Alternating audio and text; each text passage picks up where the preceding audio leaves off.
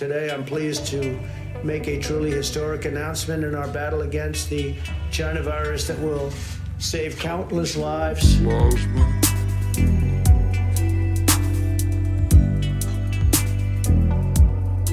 Convalescent, strong antibodies from the blood of recovered patients to help treat patients battling a current infection. Convalescent, this is the only possible, and it's only made possible because of Operation Convalescent. Today, I'm pleased to make a truly historic announcement in our battle against the China virus that will save countless lives. We provided $48 million to fund the Mayo Clinic study that tested the efficacy of convalescent the virus. Convalescent. This is the only possible, and it's only made possible because of Operation Convalescent.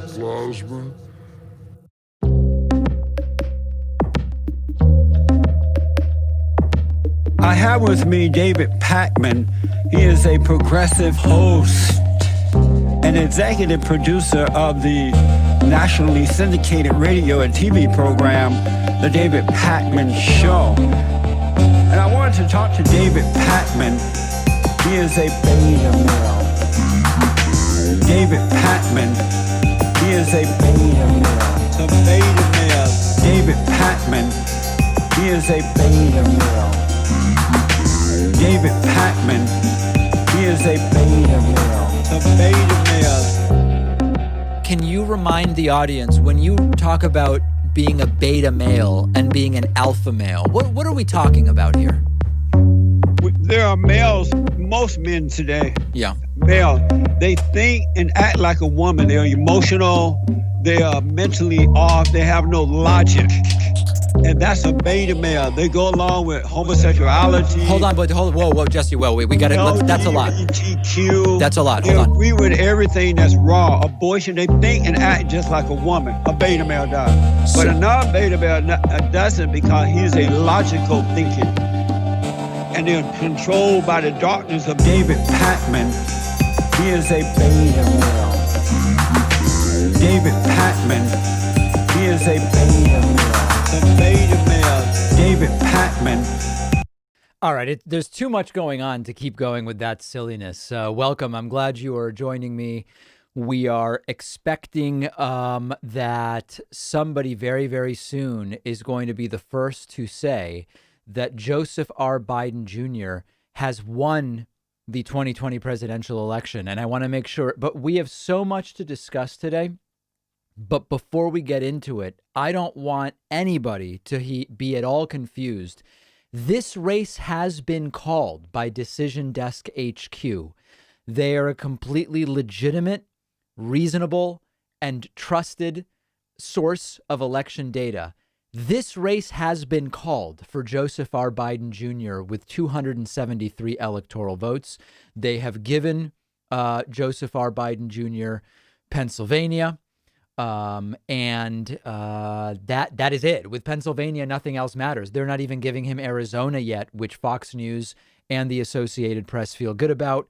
They have not given him Nevada. So the race has been called by Decision Desk. We've also called the race. Does that mean anything? No, I'm just a guy in a room with a light, but a couple lights. But there are increasing questions about why networks are not calling it. And there's some question as to who wants to go first. What sort of wrath do they risk bringing upon themselves if they are first to call it? We heard, I believe it was from NBC News, that they want to see Pennsylvania get to a 35,000 vote margin before they call it. It's currently a 15,000 vote margin with 96% of the vote in. We don't know if and when we are going to get more data as far as today goes. We are still looking at North Carolina. Nothing has come in there for several days now. We expect we won't have the North Carolina data until November 12th. It's going to be irrelevant. Georgia has also flipped to Joseph R. Biden Jr. It is the slimmest of slim margins. Arizona remains on the side of Joe Biden. More votes came in from the Las Vegas area. and again, make the possible comeback of Donald Trump even less likely. And then in Nevada, we got our update earlier today. And again, now up to 92% of the estimated vote reported.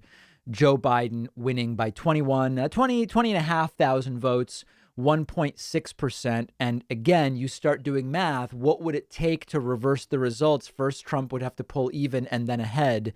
And there really is not a path for that. Pennsylvania alone secures the win for Joe Biden.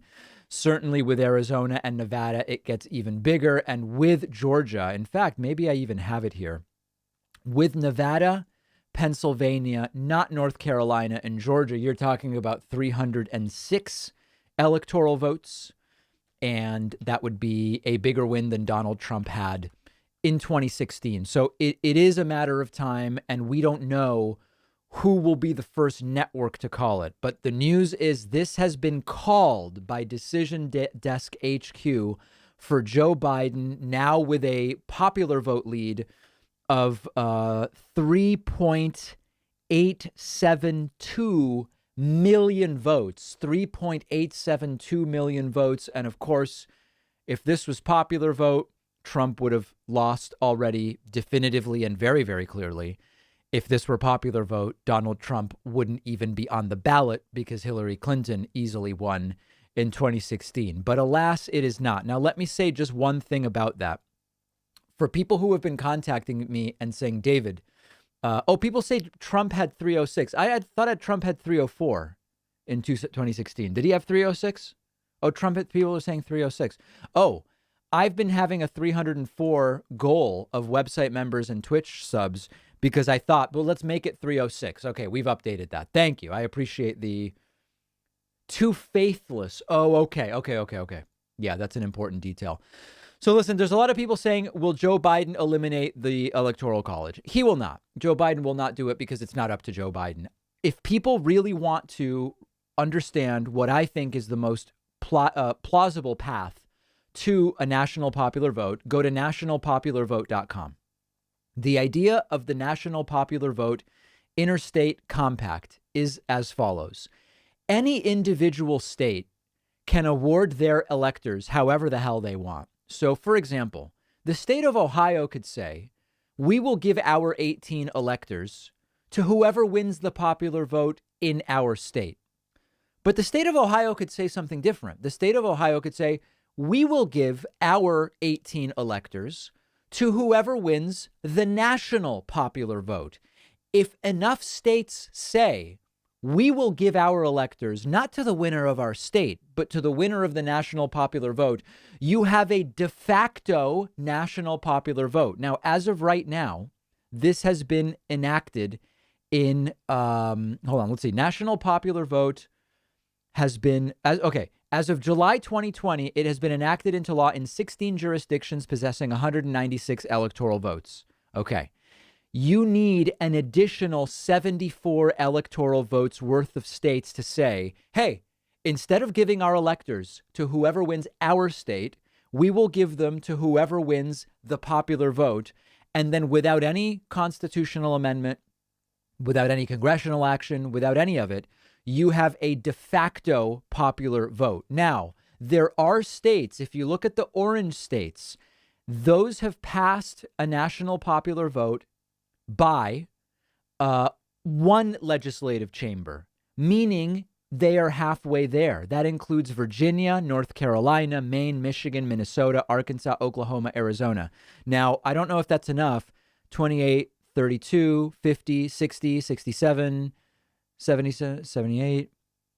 Oh, it would be enough. Yeah. So in any case, the point is, if people are interested in the national popular vote, go to nationalpopularvote.com. I think that is the most likely path forward as we continue to await an official call. But the big news today, not only has Pennsylvania switched to Joe Biden, not only has Georgia flipped to Joe Biden, not only is Arizona still Joe Biden, not only is Nevada still Joe Biden, Decision Desk HQ has called the race. They have called the race for Joe Biden.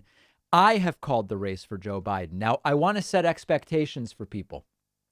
There is a completely reasonable possibility that there continues to be some uncertainty all the way up until December 14th, at which point electors actually certify and say, we as electors for our respective states vote for Biden and Trump. There are rumors that Donald Trump is not planning to concede. Remember, concession it's irrelevant legally. It's just a formality. But the point is, Trump is planning to use lawyers and continue fighting this on and on and on. So this may not end fully until December 14th. And then you start to raise the question of, what about faithless electors?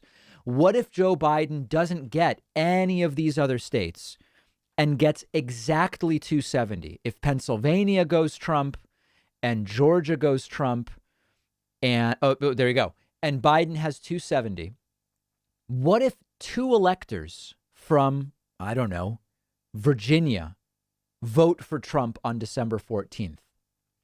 I'm not even going to get into that right now.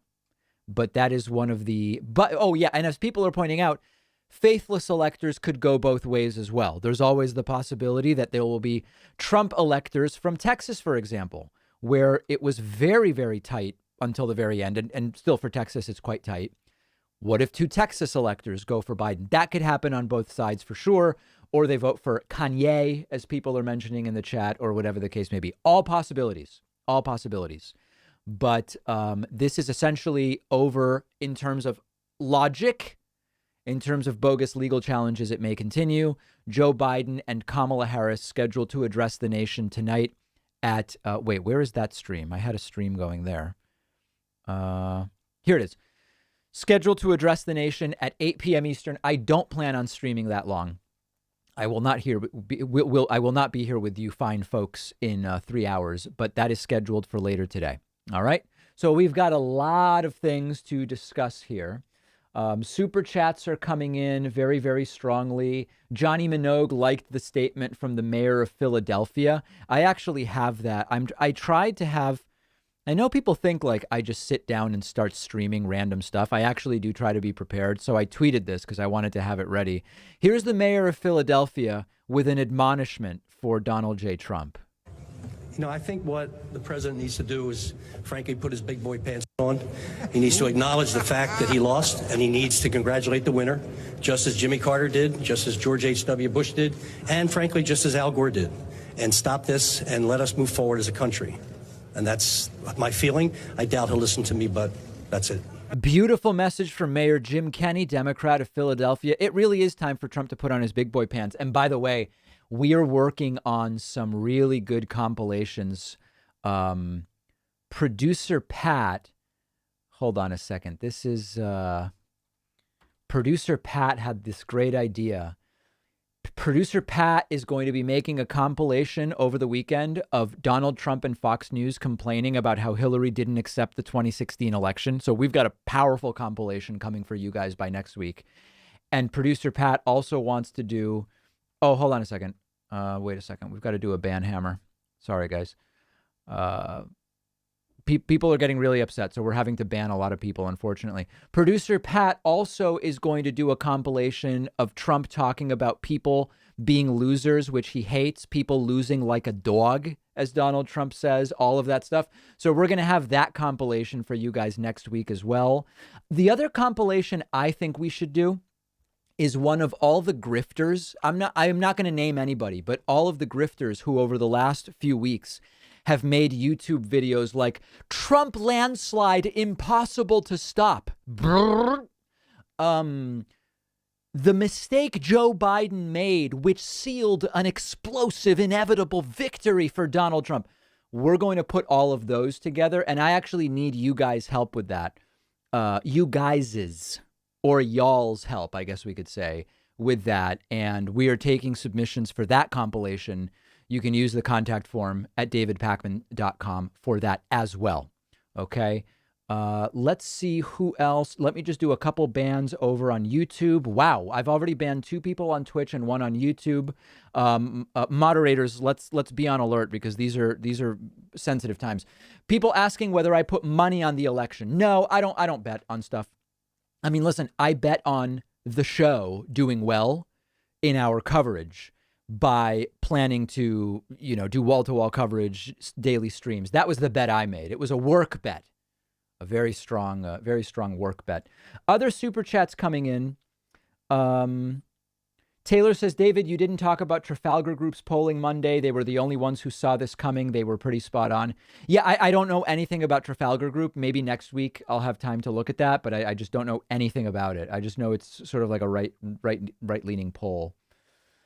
Jorgen asks, says Norwegian TV2 called Biden the winner this morning at 9 Eastern. Mr. President, you're fired. Okay, yeah, let me get to a couple of other things as far as that goes. Oh, and before I go anywhere else, it's been a very stressful week for a lot of people. As you can see, the trolls are out in the chat. I want to give you guys just something really, really nice that this is just great, okay? I think this is just a little break.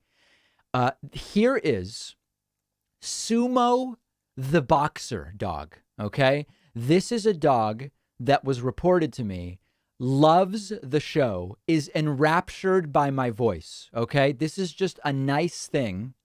Let's take a look at this. Sumo, what a good dog, just loves it. Take a look. Because our governor is buddy-buddy with Trump and they're ignoring guidelines and opening everything and having huge events so the virus spreads and hurts the economy. Yeah, I do disapprove of that, but vote for Joe Biden? No, but no way. I'm voting for Donald Trump. Again, win or lose. We have not 60 million, but 67 million Trumpists who live in this country who will continue to live here no matter who wins the presidential election. That is a dog that is locked in on independent progressive analysis. And rumor actually has it that I've de-radicalized this dog. This dog actually fell down the right-wing YouTube conspiracy rabbit hole. They were looking at they were watching really horrible stuff. And thanks to me, we have de-radicalized Sumo, the female boxer dog. A huge win in the battle of ideas. So anyway, if your pets like the show, get the videos in. People definitely seem to like those. Okay, let's get into some of the material that we have. Oh, and sorry, before I do that, I'm not ignoring any of these signups. Let me get to them. I want to say thanks to Miller Adams for signing up at joinpacman.com. Andy Ehomunu is new member number 2. Anne-Marie Parker has signed up at joinpacman.com. Janice Rosick is new member number 4. Israel Matthias is new member number 5.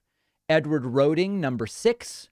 And Zaza Koch is new member number 7. Now, by popular demand and to be more inclusive of people of all stripes, we are also including Twitch subs in our goals. We started at 2140. We are now at 2173, which is an additional 33. Putting us at 40. And for people who don't know what the hell is this guy talking about? Our primary source of funding is website memberships. We have a new code because we're taking a fresh start with Joe Biden and hopefully taking a fresh start on sanity.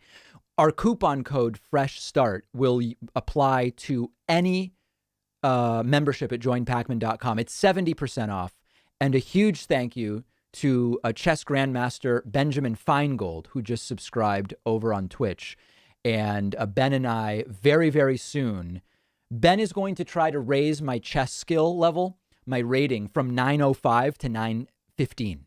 That's the goal. We're going to be doing something with Ben very soon. And Ben, I have your email in my to respond to folder, but it's just been crazy with the election. So we're going to get all of that going soon. All right, guys, let's get into some stuff. First of all, coronavirus is completely out of control. 119,000 cases of the virus yesterday.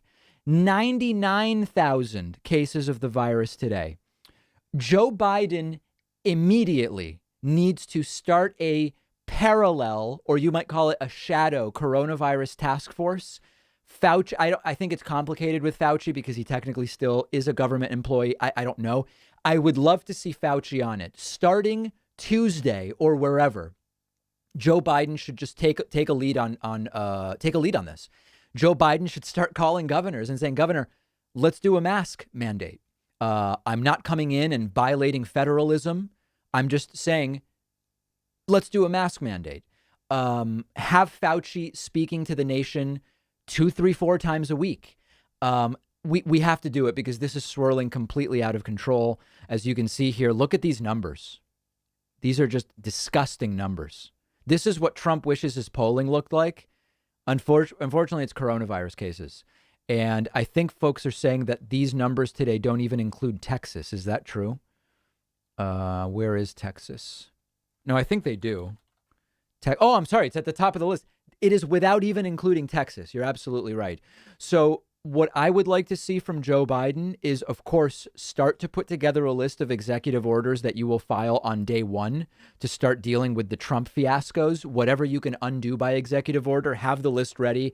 I think it would be a powerful signal if on day one, Joe Biden did that. But start a parallel shadow coronavirus task force right away. You got to do it right away. So that's number one. Number two, Donald Trump is completely losing it on Twitter. I've been doing a few clips covering the meltdown. Where are the missing military ballots in Georgia? With the attack by the radical left Dems on the Republican Senate, the presidency becomes even more important. Just on and on and on. Philadelphia has a rotten history on election integrity. Twitter is out of control. Some of these have been flagged.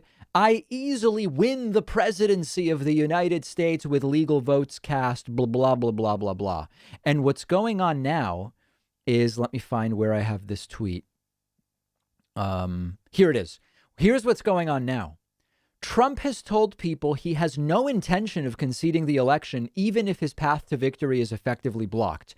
Trump world is becoming concerned that someone is going to have to reckon with him, that this race is coming to an end. Sources said there has been talk of maybe leaving it to Jared Kushner or Ivanka. White House officials don't believe it will come from someone like Mark Meadows, who in recent days has fed Trump's claim that the election is being stolen from him. Understand what is likely going to happen at the White House at some point in the next few days. Someone, apparently Jared Kushner or Ivanka, are going to be sent in like sacrificial lambs to say, sir, it's over. You have no path. And for your own sake, start behaving like an adult. I mean, that's not what they will say, but they're going to have to do it. And I don't envy whoever is ultimately going to have to do that. But it is something that is going to have to be reckoned with. And I don't know who it's ultimately going to be. JL's asking if there's still a chance the Senate might go blue. I think it's tough, but it's not impossible at this point. Kyle says we need to discuss Trump's unprecedented attack on democracy yesterday in his press conference. Regardless of what party you come from, election integrity is sacred, period. Yeah, it was a delusional presentation that Donald Trump made yesterday. Completely delusional presentation. If you're just joining us, I know people are asking, has it been called yet? I want people to understand. Decision Desk HQ has called it. It's over. Decision Desk HQ has called it for Joe Biden with 273 electoral votes. It is unclear why no one else has called it yet. There was the thought that Fox News wanted to be first in order to maybe start greasing the wheels to not be completely shut out of government when Joe Biden takes over. But they have not called it yet. Nobody has yet called it. And NBC has said, at least this morning, NBC said they will call Pennsylvania when the lead is 35,000. It's about 15,000 right now. So, the counting is so slow there that we don't really know when that's going to be. But the other possibility that some are suggesting is they're waiting for prime time. I don't know about that. Okay, a couple of other things that I want to look at. Donald Trump Jr. is also, it's diarrhea of misinformation that he is spreading. Retweeting things about ballot dumps and glitches from who knows who these people are. Katie Pavlich is completely toxic.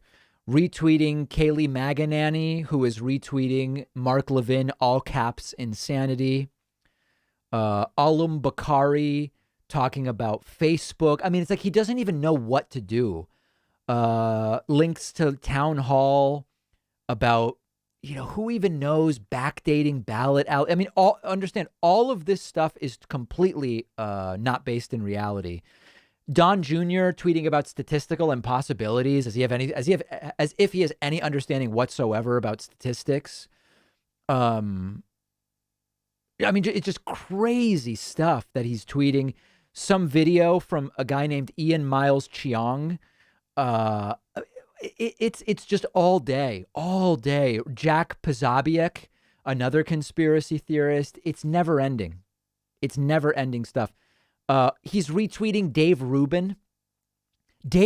I heard Dave Rubin, I guess, has gone in on the fraud story.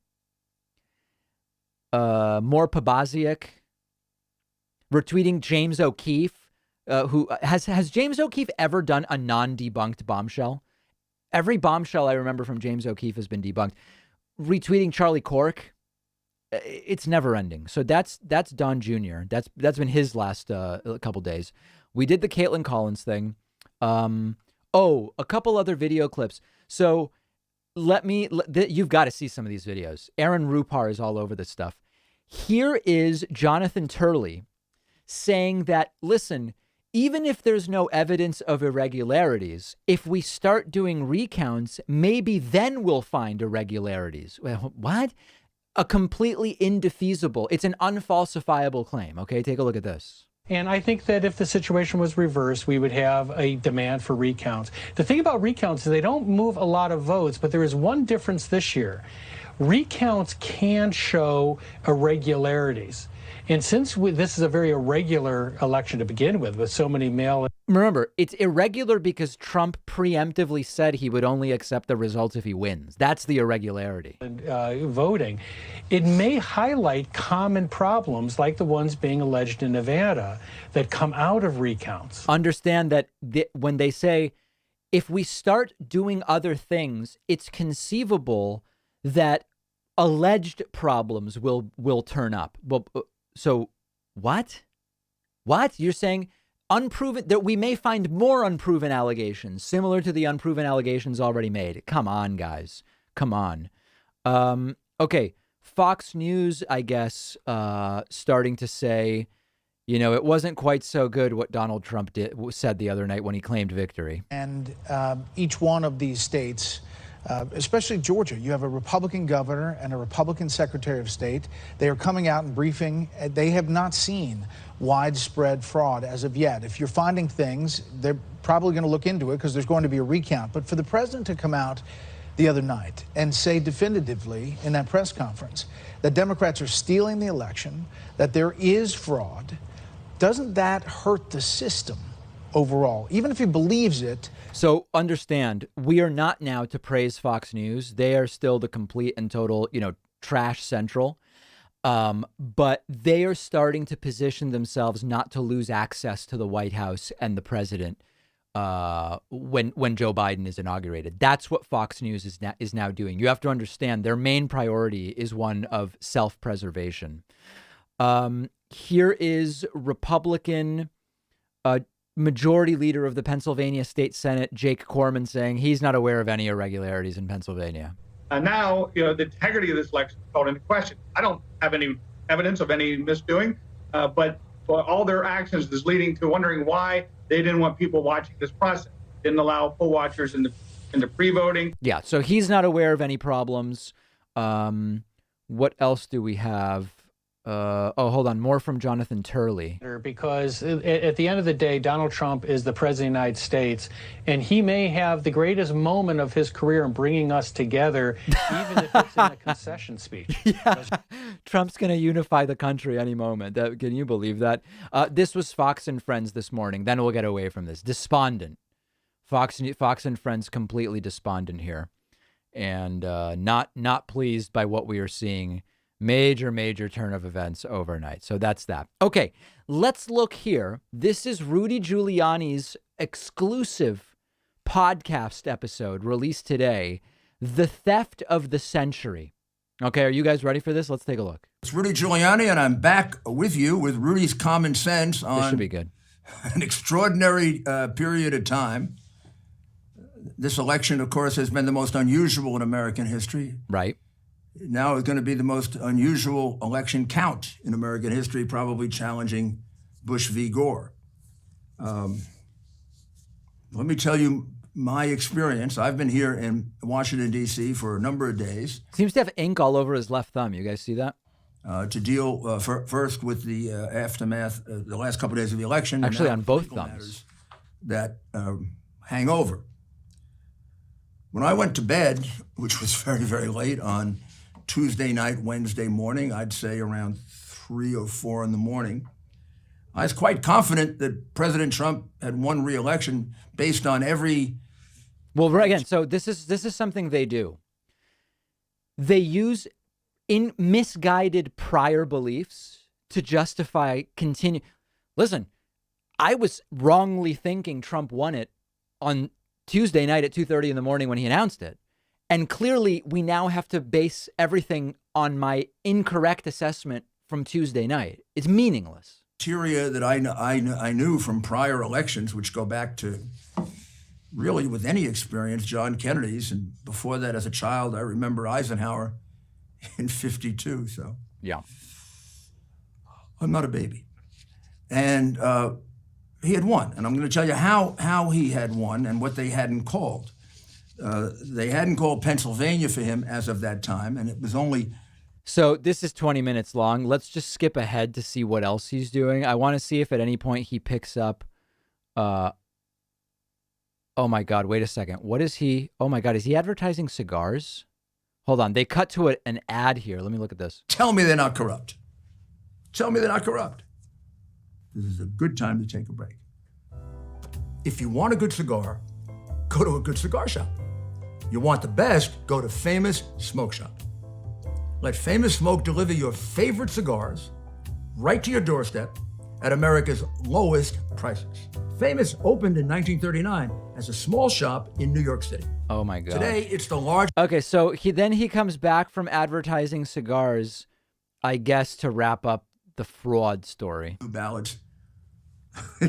All for Biden. All for Biden. You think those were cast by real voters? You think they were cast by some Democrat sitting in a back room? This has been their plan all along. It is totally impossible, illogical, irrational that the same thing would happen in all 5 or 6 places where there were. So there's Rudy's story, and he's sticking to it, guys. So that is that. And then I have a couple of other clips to play for you. Let's see what is going on right now on all of the major networks. Still no call here from ABC. Still no call from NBC. And still no call from, what is this, CBS? From CBS News. I was told to check out what's happening on, this is Sky News. I've been told that their coverage is particularly unhinged. This is owned by News Corporation, which also owns Fox News. Let's just listen to a little bit of this. I want to see how they're covering it. Despite growing impatience from his opponents, the long, arduous slog of counting continues, and it seems to be favoring Joe Biden. But Mr. Trump's fans believe he's stealing the election. Show me what democracy looks like. America It's like British Fox News. divided around its own democracy. Democrats have already started to adopt the language of victory. President-elect Biden has a strong mandate to lead, and will have a strong Democratic House with him, and many Democrats in the Senate. This has been a life-or-death fight for the fate of our democracy, as he says, the soul of our country. We did not win every battle in the House, but we did win the war. Anyway, I see people saying Sky News is more impartial than Fox News. That may be. At the same time, at one point, Sky News wasn't even allowed in many countries, which is pretty wild. So that's Sky News that is happening there as we continue to wait for more of the vote to be counted. Okay.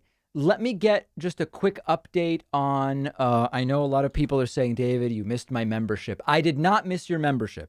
I definitely did not miss your membership. Okay, we were at 8. We're now at 30. So that puts us at 22. above 40 is 62. And as far as Twitch, we're at 2186, which is an additional 1375. Perfect. Yeah, so today, everything counts. Website memberships count, Twitch subs count as well. All right, let me see what else I had for you. I had so much stuff prepared.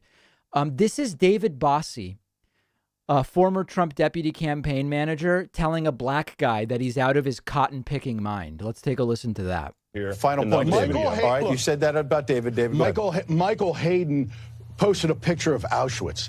Donnie Deutsch is talking. That liberal Michael Hayden.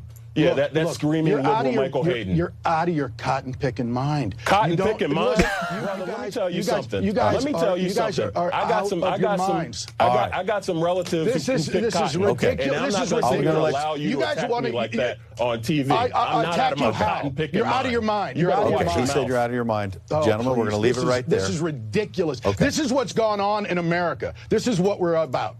All right. Thank you, gentlemen. This is Let's outrageous. end it on a civil note. Okay, yeah, and this is actually old. I don't even know why. Why am I watching this right now? This is an old clip. I have no idea why this is here. How did this get sent to me as something new? This is an old clip. Anyway, very interesting clip, but very, very old. Anyway, if you were wondering what happened on Fox News in 2018, it was that. I have no clue how that even made it into the coverage for today. I guess I'm fired. Oh, my God. I guess we're just reviewing a classic. Okay, yeah, it's like a bunch of people sent me that. Everybody, I didn't even check the date on it. I don't know how that got past me, but just so that happened on Fox, completely unrelated to this election, other than it was somebody related to the Trump campaign at the time. So that's that. Here is you guys have to see this. You guys have to see that. This is wild. This is This is Trump's spiritual advisor. She decided to take the approach of, I guess, praying for victory.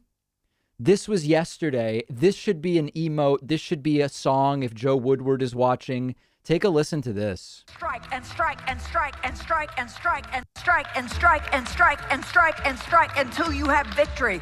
For every enemy that is aligned against you, let there be that we would strike the ground, for you will give us victory, God. I hear a sound of abundance of rain. I hear a sound. I like when a guy walks by in the background. I hear a sound of shouting and singing. I hear a sound of victory. I hear a sound of an abundance of rain. I hear a sound of victory. I hear a sound of an abundance of rain. I hear a sound of victory. Right. This guy. The funniest thing is he's carrying his coat and holding. He looks like he's at the insurance salesman's convention and he's trying to figure out which room is the panel on universal whole life insurance. Says it is done. The Lord says it is done. For I hear victory, victory, victory, victory in the corridors of heaven. In the corridors of heaven, victory, victory, victory, victory. There he's back. He's like, whoops. Victory, victory. Actually, I'm more interested in annuities. For angels are being released right now. Angels are being dispatched right now. I have to tell you, Hamanda Akarata is the most sensible thing she said in this video. For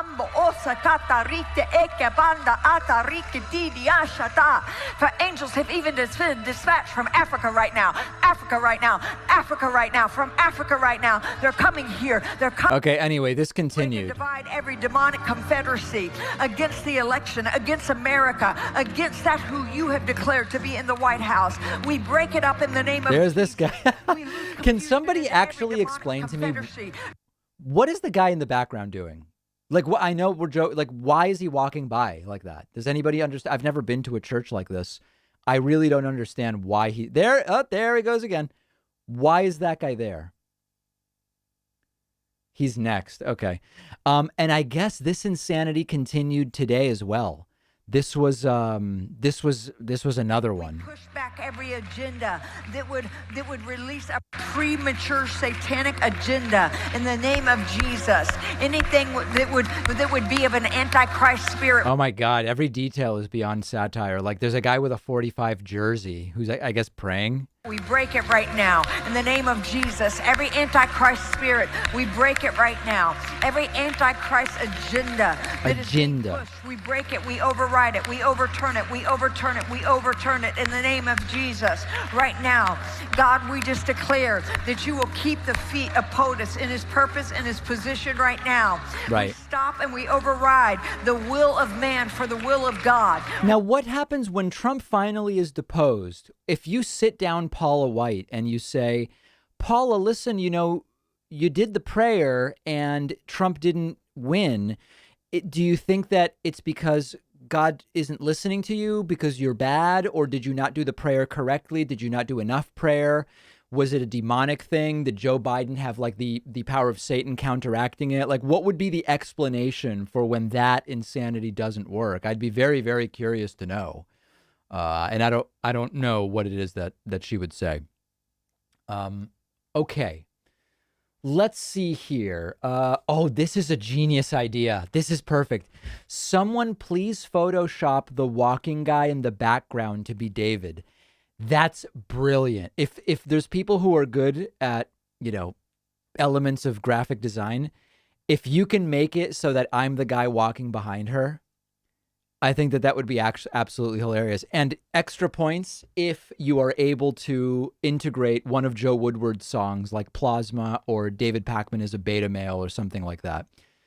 Yeah, let's do it. That would be absolutely fantastic. I would love to see that. Okay, I do want to hear from people. I know I've been missing a whole bunch of different stuff here, and I'm really, really sorry about that. It's just like impossible to keep up. Let me see if I have any Twitch messages that have come in. Carol Langstaff says, so happy to have this forum to keep it real and honest. Kudos to you, David. Musky Manatees says, thanks for the sanity. Thank you. And I think those are all the messages that I can see right now. Let's see. Luke says, David with a straitjacket. That would be funny too. Just think, Paula White gets paid for that. Couldn't she at least have a tambourine or maracas? Us liberals built an anti-God dome around the USA with climate change money. U.S. liberals built... Oh my God, is that a crazy unhinged pro-Trump comment? I don't even understand that. I hope that was worth $5 to send it to me. Jeez. David, do you think behind closed doors Biden will threaten Trump with investigations to make Trump go away? No way. You know, one of the things about Joe Biden is you can say, oh, I'm to the left of Joe Biden, and so I think Biden is just too conservative on certain policy. Fine. Joe Biden's just a good guy. He's just a family guy.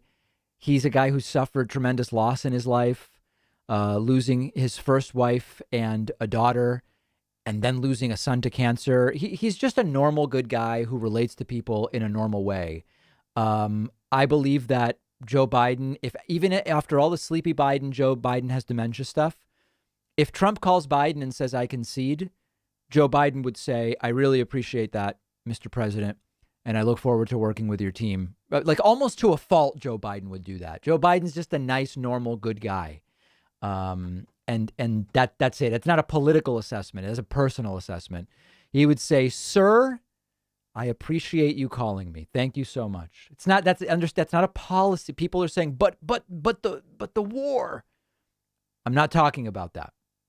I'm not talking about that. Let's get updated numbers and see if we have anything. Let's take a look here. Pennsylvania, still 15,000 votes. We may get nothing else today. I really don't know. Georgia. Georgia, the Georgia lead has grown. The Georgia lead was only about 1,800. It's now up to 4,250-ish, 4,225. So the lead has grown in Georgia, and it is increasingly out of reach for Donald Trump based on what we're expecting. Over 4,000 votes now there. In Arizona, the lead is now just shy of 40,000 votes, just shy of 40,000 votes there. And then in Nevada, the lead is 21,000 votes. Nevada, I believe, is still updating only once a day. They are counting so slowly there. It's insane how slowly the count is happening in Nevada. But it is happening. It is happening, and that's what matters. Other super chats that are coming in. Joe Biden called me and said, sir, You've been the greatest president ever. Wendy says, congratulations from Canada on your new president, Joseph R. Biden Jr. Is it doing more harm for news media to not call the election? Yeah, Kimberly, this is a good point. I actually do think that at this point, the fact that only Decision Desk HQ has called it, and other countries have called it, by the way, I do think that it's giving Donald Trump more cover because it makes it seem as though it's still uncertain and maybe Donald Trump's legal challenges are slightly more warranted than they are. If media just called it at this point, it would make Donald Trump's legal challenges seem even more ridiculous. And I do think that it is I believe that at this point it should be called, is the point that I'm making. We were told Norway called it. And yeah, I'm not sure who else. So I do think that a network should call it. Let's see what kind of a report we're getting here. From both candidates. Events happen here. ABC News. President Trump meeting face to face. Okay. In a break there. Very good. All right. What else did I have for you? So we did the Paula White videos already. We did the Big Boy Pants video.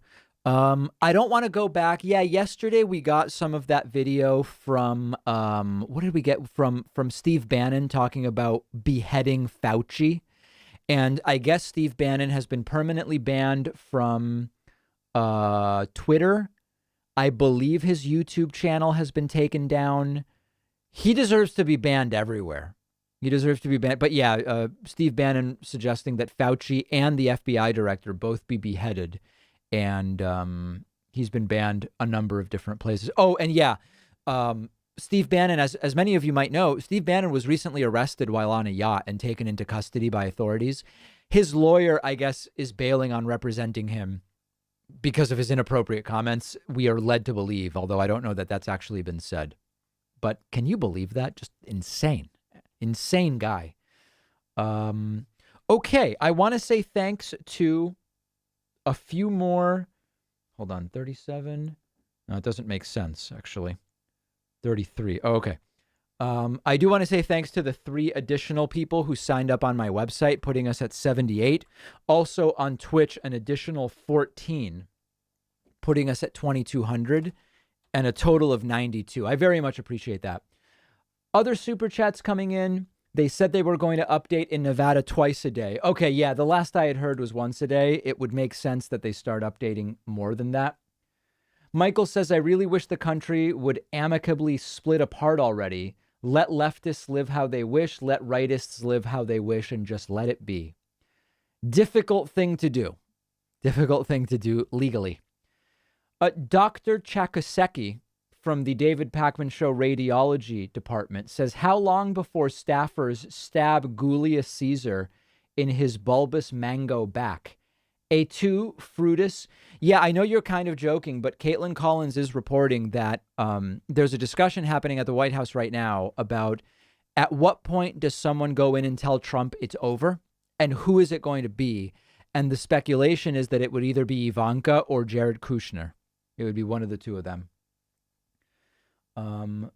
Trump advisors at the White House say Georgia is gone, per CNN's Jim Acosta. Okay, let's pull up the Acosta Twitter and see if that's what's being said. But I do want to listen to this just to see what is being reported now. The Trump campaign, meanwhile, crying election fraud, saying the balloting process is rigged against him. So what do their supporters in key states think? Take a look. Oh, this should be great. Things just don't match up. This statistician is telling us things don't make sense. Draw 12 people to a rally, and his opponent draws 57,000 in a small town, and he wins the state. Trump's never drawn 57,000 to a rally. And overwhelmingly, across the nation, communities have spoken and rejected and rebuked an administration that has harmed communities all across this country. This is actually dangerous. I agree with you guys. About what it means to stand here in the city of Liberty today and say that this is the city that delivered the blow to Donald Trump's presidency. This is our moment, but it's just a moment.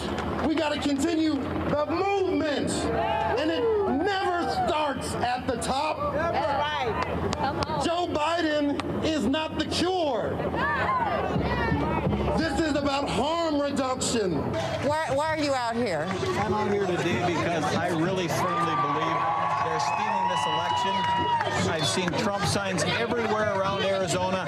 The rallies have been huge, and Biden gets 30 people and he wins. Do you have any evidence? Stinks. Do you have any evidence? No, I'm just a common citizen. I have no evidence. What we want is a fair and safe election. Listen, we're fine with losing if we lose right. You know, I mean, if we lose and we haven't been cheated, we're going to handle that. That's what happened.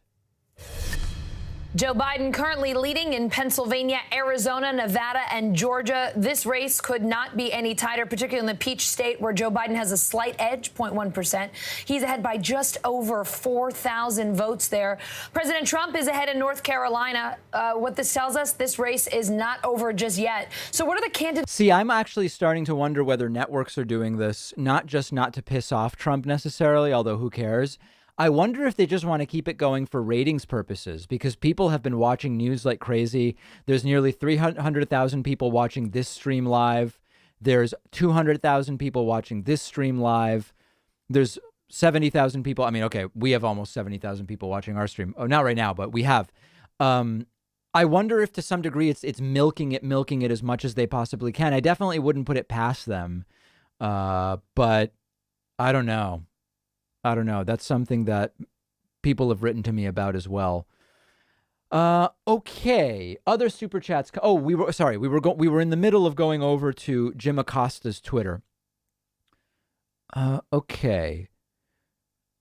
Trump advisor said Giuliani and others in inner circle are enabling the president as he refuses to grasp the reality that the White House is slipping away.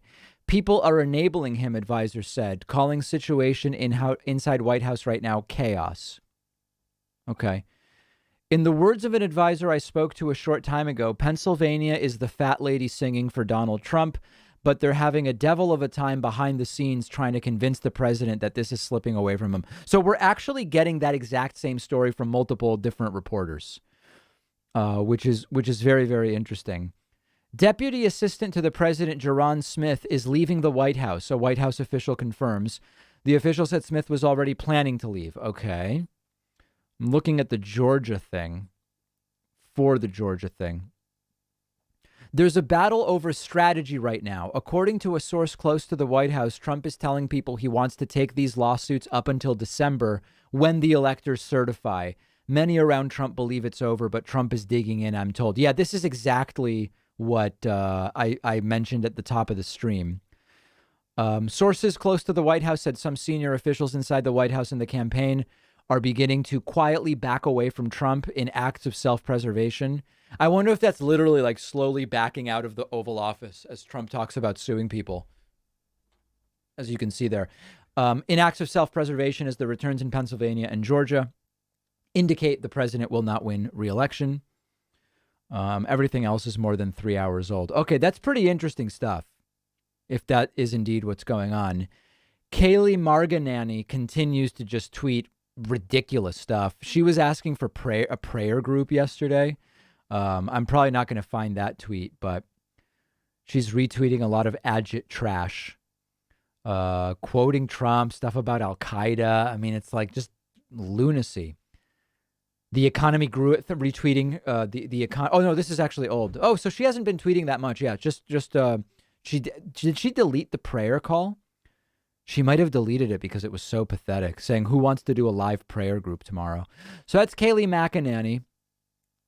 Who else has been tweeting from the Trump team lately? I follow a lot of these people to be able to keep up with all the insanity. People have been tweeting this video a lot. Who knows what Brett Weinstein's talking about? We may never have to see Diamond and Silk again. Our friend Ben Dixon likes that one. Oh, this is my friend Michael Cusack. By the way, this is not like a well-known guy, but if you guys all went and followed Michael Cusack right now and said David Pakman looked at your tweet on stream, he would absolutely love it. He's a really good guy, and that would be very funny. What else? Pete Buttigieg. All right, so I'm not seeing any of the other big... Oh, hold on. Ronna McDaniel. Okay, I want to hear what she had to say. This should be interesting. Ronna, you said that at the beginning that you would be laying out specifics violations, and we haven't heard him yet. So I do have some specifics. I was told to hold off on sharing those, but I do have some specifics. We have the specifics. We're just not telling them to you. It's like, remember the Seinfeld episode where Jerry goes to rent a car and they're like, we don't have a car. And Jerry says, but hold on, you don't have you lost my reservation? They're like, no. We have the reservation. We just don't have the car. And it's like, well, the car is really the key part of making a reservation. It's a similar thing here where she's saying, oh, we have specifics. We're just not going to be giving any of them to you. Just be satisfied with the fact that we have them. And then that should basically be enough. Okay. All right. So there we go. There are definitely starting. Oh, let's see what report we have from the White House here. Fraud. His defense fund is raising money, trying to get donations to carry out these legal challenges, which can be quite expensive, and trying to give voters on the Trump side who have been with the president over these years something to hang on to, whether it materializes into a legitimate path to pursue some kind of result that would benefit the president. That's going to play out over a period of days. Oh, sorry. People are asking my friend Michael. It's Michael Cusick, Kusek. I don't know exactly. I think his Twitter handle might be like MCusick01060 or something like that. I'm not sure. Joe Biden has not reached 270 votes. And while there's a sense of impatience in the country and a sense of expectation for supporters of Joe Biden, we aren't there yet, according to the Trump campaign. And they believe very strongly that this has to play out. And so they're trying to provide reasons and patience for all of the constituencies that are following this so closely. Allison? Kelly, with all that's been going on, we have not talked a whole lot about the coronavirus, but the U.S. reported I've been talking about cases for the second day in a row, 120,048 Americans testing positive yesterday. While President Trump waits to see if he has won or lost, he is still the president of the United States, where the coronavirus is surging this week. What is the administration doing about the pandemic right now? Nothing. Well, we understand that the task force, which has been led by the vice president, has not had a formal meeting in quite some time, chalking that up to the incredible pace of campaigning that both Mike Pence and the president were carrying out. Certainly, you have some of the medical officials like Dr. Debbie Birx and Admiral Geron and others, the Surgeon General, who are all in their positions. The Department of Health and Human Services and Secretary Alex Azar are still in their positions. But we've seen this shift where the administration is very focused on therapeutics and vaccines and wanting to get that through the regulatory and scientific channels that are required to make that more available to Americans. But we haven't seen much publicly about the president. Guys, they're sugarcoating what has been a historic mishandling of coronavirus and a weaponized ignorance campaign. Donald Trump promised 100 million vaccine doses by October 31st. What the report should be, he promised 100 million doses and it's November. That's the report. That's the news. Caseload has gone up around the country, and there are real concerns about what it all means. So there has not been any real development coming from the White House beyond the CDC guidelines and the discussion of vaccines and therapeutics. Not a lot in the way of addressing these spikes. That we have not been hearing. They're acting like the presidency is functioning. That's what's crazy about it. Oh, can you tell us, we haven't heard a lot about the virus from the White House. Could you give us a sense of what's going on? Well, you know, they are, the task force exists, but they haven't had a meeting. They're doing nothing. Trump is sitting around and people are kind of carefully going in and starting to suggest maybe you've lost, while others are saying, let's file lawsuits, and Trump is tweeting and watching TV. He's doing nothing. That's what they're acting like there's yes, they're pretending that things are normal. And it's like, oh, they've been a little bit distracted maybe from dealing with the virus. They're doing nothing. Senator Harris did go to a location downtown in order to have one of those briefings. Now, in terms of his actual plan, what have we heard? Of course, first and foremost, a mask mandate. That is something that he said he would work with state or local officials to try to get to a point where there was more standardized enforcement of mask mandate. Guys, I just got a text from my friend Michael Cusick, whose Twitter I happened to scroll over. And he says, I was napping and my Apple Watch exploded. People are following me, saying they are following me with love. That is just the best. That's wild. just by chance, we scrolled over someone's tweet, and I guess you guys just woke him up. Remember in the closing days of the campaign when the president was talking about potentially firing Fauci after the election, that was going to be another interesting moment, and one we're still not at yet, Allison, as we wait for this long election week potentially to come to a close. Yeah, you said potentially come to a close. It just feels like the week that might never end. Mike Memoli, Kelly O'Donnell, thank you both very much. President Trump narrowing the gap in Arizona, but not at the rate that he needs to capture its 11 electoral votes. Yeah, so let's just get the latest numbers and just so everybody understands what's going on. Number one, election already called by Decision Desk HQ. Okay, already called. Over. Decision Desk HQ has called the race. New York Times, Pennsylvania at 96%. Joe Biden up by 14,000 votes, and the lead is growing as the votes are counted. North Carolina, we may know nothing until next Thursday.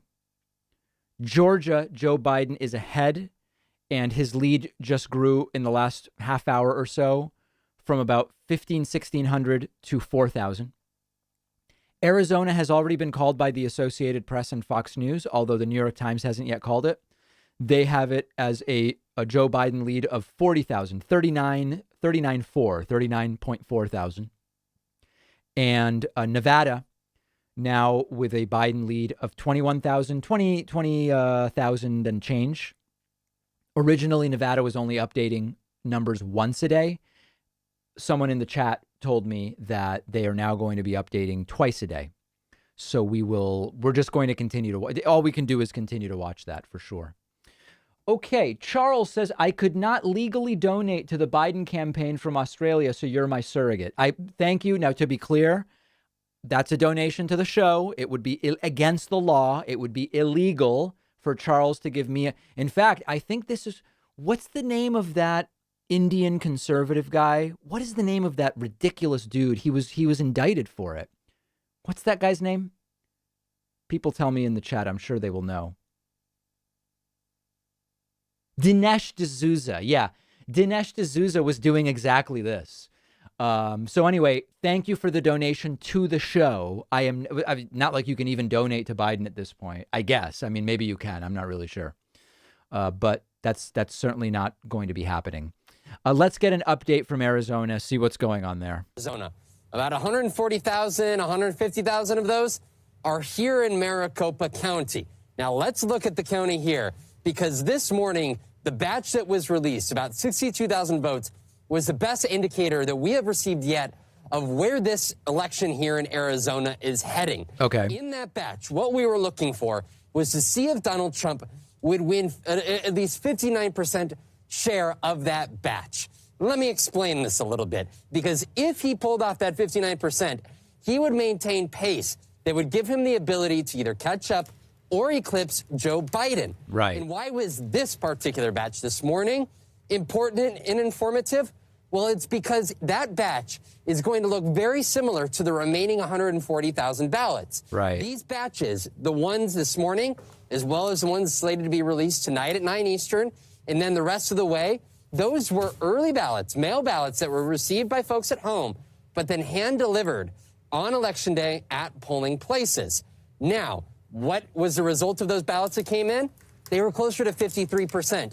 If that 53% holds among those remaining 140,000 ballots here out of Maricopa County, that would require a heck of a performance in terms of the ballots that are being returned from the other counties outside of Maricopa County. Essentially, more than 70 I know this guy's trying. I don't know how clearly he's explaining what's going on. ballots. And already just this afternoon, some of those counties have been releasing numbers, and that number has been under that 75%. So the big number we're watching for, 9 p.m. Eastern, does the next batch of 60,000. Okay, let me explain what this guy is saying. I think this is the simplest way of saying it.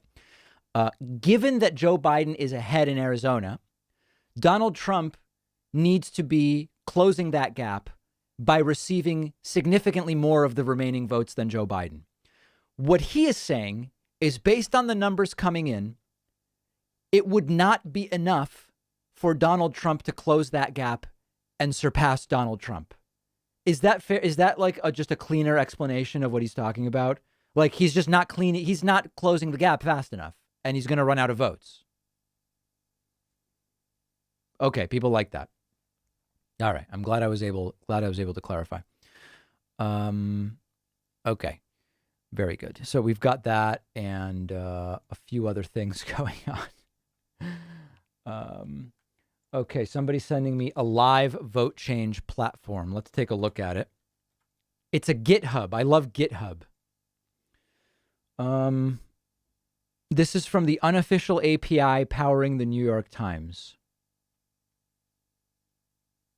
Enable live updates. We want that. And we are looking at Georgia. Okay, so Georgia, 6 minutes ago, we had a vote differential. This is the changing vote differential. Is that what it is? How it's changing over time? So it changed by 10 votes. In Nevada, it reduced by a couple hundred votes. North Carolina, very, very little reported. And then Pennsylvania. Okay, yeah, this is an interesting platform. Yeah, I like it. It's not like the best organized, I would say, but it's good. So thanks for sending that along. I appreciate that. Okay, people asking about could this be for real? I have people telling me that the website is down, that people crashed it trying to sign up for memberships. I refuse to believe that. The website has not crashed once, other than the day of the Indian hacking incident, since the website's working fine. The website's working fine. I will mention, I would love it if you grabbed a membership on my website. It's our #1 funding source, and things are very unpredictable in terms of YouTube and Twitch and all these other platforms. For some reason, we have no idea. Facebook video revenue's down 80% this month. If you ask me why, I couldn't tell you. We have no contact at Facebook. This stuff is very, very unreliable. Many of you remember Adpocalypse from 2017. So if you've been enjoying the coverage, I am asking you with complete peace and love, grab a membership at joinpacman.com. Our new coupon code. This is like out of the oven. Fresh start, all one word, all lowercase, saves you 70%. Okay? Try to crash my website. The website is working perfectly, and I don't believe anybody will be able to crash it because it has been working extremely well. And in terms of getting to our goal, Twitch subs count as well. So don't forget that. Okay. Jeremy says, do you believe that because there's only 2 parties, this 1v1 builds a you're either with me or against me kind of vibe? Of course. Whereas more parties give more nuance for each vote or bring the anger that we're seeing way down. Yeah, and I have a lot of videos. If you have not been following my content for a while, check my videos about how to break the duopoly. And part of it is we need to get away from first past the post voting. Part of it is we need to change how politics are financed. I would love to see that. This is a really, really big thing. It's a huge issue, and there's just a lot to it. But you're completely right. I want more than 2 parties. I would love fractional representation with some safeguards and so on and so forth. I think this might be our friend Jacob Sabaroff. I can't tell with the mask. Let's see. Yeah, so we should get an updated vote count at 7 p.m. Eastern time, so not too long from It is now. Jacob. The margin has gone up. It's continued to go up for Joe Biden as they've counted the votes from this largely Democratic county, Clark County, where Las Vegas is. First, it was 8,000 margin yesterday, then 12, now over 20,000. Right. We expect another tranche of ballots, I guess Tranche. you could say. I love that word. This evening. We don't know how many yet, but we do know there were 63,000 outstanding mail-in ballots. And in addition to that, there are 60,000, according to the registrar, provisional ballots. There are additional categories as well, ballots that need to be so-called cured, but that's a much smaller portion. Cured and salted, salted and cured, that you see behind aged. me are people that are in line either because they want to check that their provisional ballot was counted. They don't necessarily know or understand based on the website, the tracker, or they want to come to cure their ballot. They may have had an issue with a signature. That's a much smaller group. So I just want to be really clear about that. I think that while we will potentially see another increase in the Biden margin as these mail-in ballots are counted, just like the registrar here, we want to be slow and deliberate to see what happens once all of the votes come in totality. Because while I think that margin is growing, there is still around 100,000 plus ballots that are outstanding, Allison. Jacob, let's take a look at Washoe County. Biden is leading. Jacob, that's a really tough shirt for television. How did you decide to wear a shirt that would so throw off the camera? The ballots there have largely been processed, to be totally honest with you. As a good advance man, when I was in politics, I learned to say, I don't know for sure, when I don't know for sure. But Smart it's a move. much smaller number than here in Clark County. All right, so with all of this said, what's the estimate on final results from the state? What are the expectations? Well, they're supposed to be certified by the 16th, and if you work backwards from there, the cured ballots need to be figured out by the 12th. The 10th is the last day that the mail-in ballots that were properly postmarked by the 3rd. I'd prefer the ballots be cold smoked rather than cured. I just don't know. I'm really picky as far as that goes. You should see me when I'm choosing smoked salmon. I would like to see those ballots handled a little bit differently. Let's see what Martha Raddatz is telling us. And I would say, if you've noticed the number of letters that have been signed by former military supporting Joe Biden, I think that was in the 500s. And President Trump also had support as well in letters from former military officers. It should reflect the nature of our country. That's healthy for the military and for the country. And Martha, we've heard a lot of baseless allegations, frankly, and kind of wild accusations from the president and his surrogates as this very regular, ordinary process of counting the votes continues. So how do you think these allegations, we've talked a little bit about this, are being seen around the world, the impact it'll have on us around the world? What do you think? Well, you and I know very well, for having traveled around the world, how this is probably going over, and how we know it is going over with some allies. And particularly our allies are looking at this as chaotic. They want a decision. They've waited for a decision. Our enemies, our adversaries are also watching, and they are likely delighted by this. This is exactly the kind of thing Russia wants, certainly, to see this sort of chaos, and that, we'll half of the America. I don't know, guys. Call me crazy, but, Joe Biden got 4 million more votes than Trump, and more than half the country voted for him. Should we make him president? I feel like we just should. It seems reasonable to me. I don't know. Maybe I'm old-fashioned in that way, but it just seems like the guy won by 4 million and half the country voted for him, and only 47-point-something% voted for Trump. It seems very clear to me who should be president from the people that are left. It's a radical idea. I could potentially be a communist on the basis of that belief. Yeah. All right, let's check in again just with this live election tracker. I want to see if anything else has happened. The last batch was 5 minutes ago, and that was from Georgia. And Joe Biden's lead has grown by another 22 votes. Huge, breaking. The differential has gone up by 22 for Joseph R. Biden Jr. And is that the latest? Yeah. And then in the 14-minute ago update from Pennsylvania, Joe Biden extended his lead by 5, not 5,000, 5 votes, increasing that differential. Wow. This is going pretty crazy. Let's look at the trends. So in Georgia, Trump is only averaging 31.6% of each tranche. Obviously, he will only fall further and further behind with that. In fact, it essentially seems impossible. The hurdle required to overcome is showing as unknown because it just seems impossible. In Arizona, Trump is averaging between 56 and 58%. So, and according to this, that's roughly what Trump would need. So it is conceivable. It is actually conceivable mathematically that the gap could be closed in Arizona, which is interesting. In Alaska, we're not, Biden needs 61%. That's not going to happen. In Nevada, Trump is getting only about 40% of each tranche, whereas he needs closer to 56 or even 60%. So that's not looking good for him.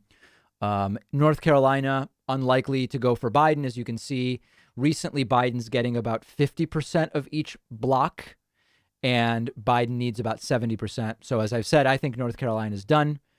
Pennsylvania, Trump's getting about a third of the ballot of each tranche, and he needs like 55%. So again, it doesn't seem like it's going to happen there. So this is very, very important to look at. Very, very important to look at because it gives us a sense of where these are going.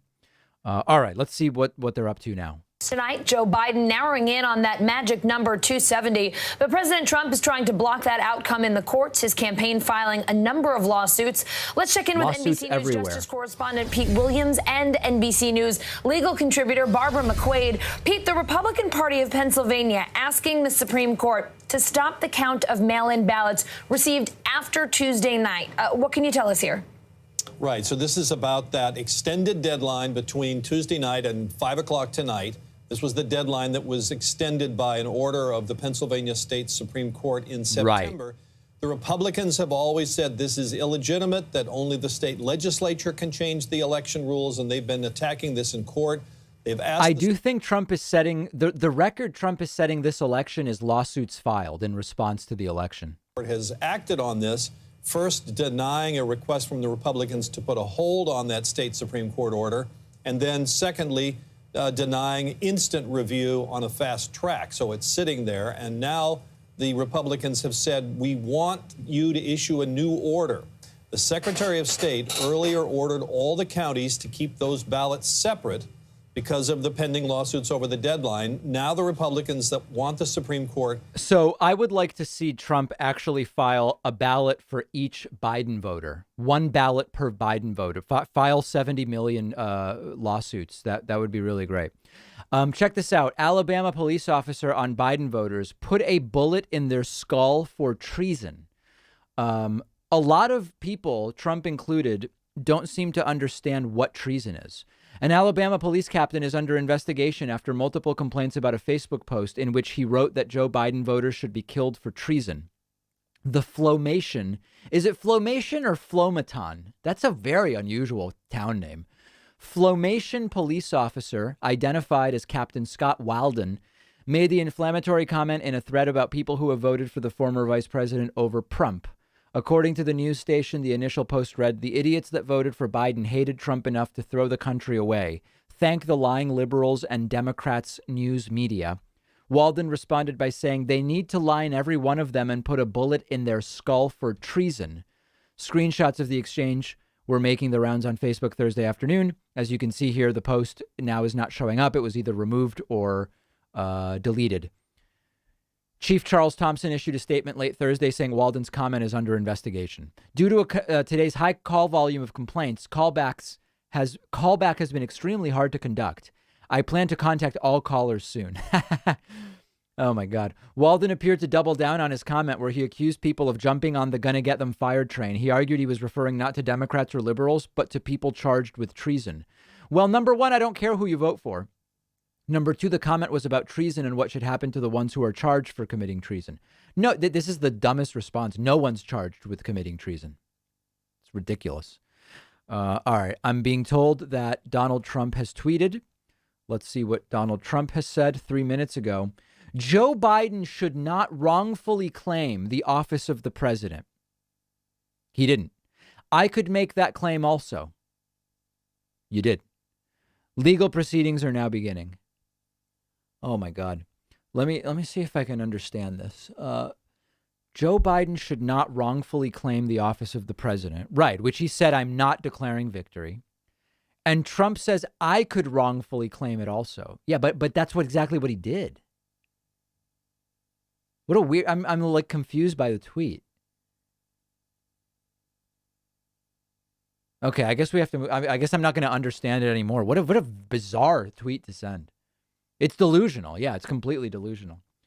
David, have you seen today's YouTube video of Keith Olbermann citing federal law for Don Jr., Bannon, and others to be prosecuted for inciting violence? No, but it makes a lot of sense to me. It makes a lot of sense to me.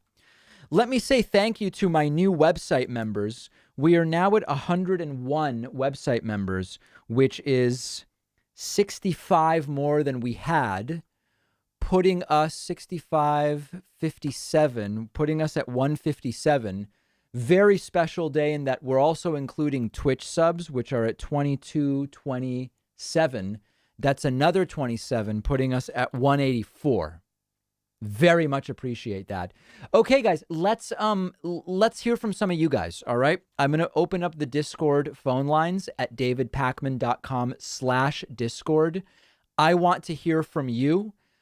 Please be ready to talk to me. If you want to talk to me, go into the waiting lobby, change your nickname, okay, to location: name if you want to talk to me. There's a lot of people just trying to talk to me like off air on Discord. I'm not doing that right now. If you want to talk to me, get into the waiting lobby, davidpakman.com/Discord. Change your nickname to location: name. All right, let's get to some of these folks. Very, very interested in hearing what's going on in your state. Let's start with Kate, or your country. Let's start with Kate from Denmark. Kate from Denmark, you're on the air. Hello. Hello. I've been watching the stream and sorry, I'm a little nervous. That's okay. You're doing great. It's kind of wild how everybody is protesting, and it's kind of, oh gosh, sorry. Hello. You're doing great. Now let me ask you. It's weird people are protesting to stop counting ballots or to start counting them, or it's weird that there's both. Yeah. Yeah. But they're contradicting themselves. I'm curious, what kind of a phone are you, or what kind of a device are you on? My computer. I don't have anything better. Oh, okay. No, I'm just curious. The timbre of your voice is coming through in an interesting way. Oh. Yeah. I hope it's okay. It's perfect. Are you in Copenhagen? No. I'm currently in Jammerbugt, one of the 7 communes that's just been shut down. Okay, I see. All right. I love Denmark. It's one of my favorite places. Yeah, I'm happy to hear that. It is weird when like just a sandwich costs $25 US. It is weird. It's jarring when you go from the US, but it's just a great place. The currency difference is a lot. Yep. All right, good. Well, I'm glad that you're keyed into what's going on here. I appreciate speaking with you. Yeah. Thank you. Thank you. All right. There is Kate from Denmark. Very, very strong opening phone call. Let's go next to... hold on. There was a call from Indiana that I want to get to. This is a good one. Let's go to Molly from Indiana. Molly, what on earth is going on there?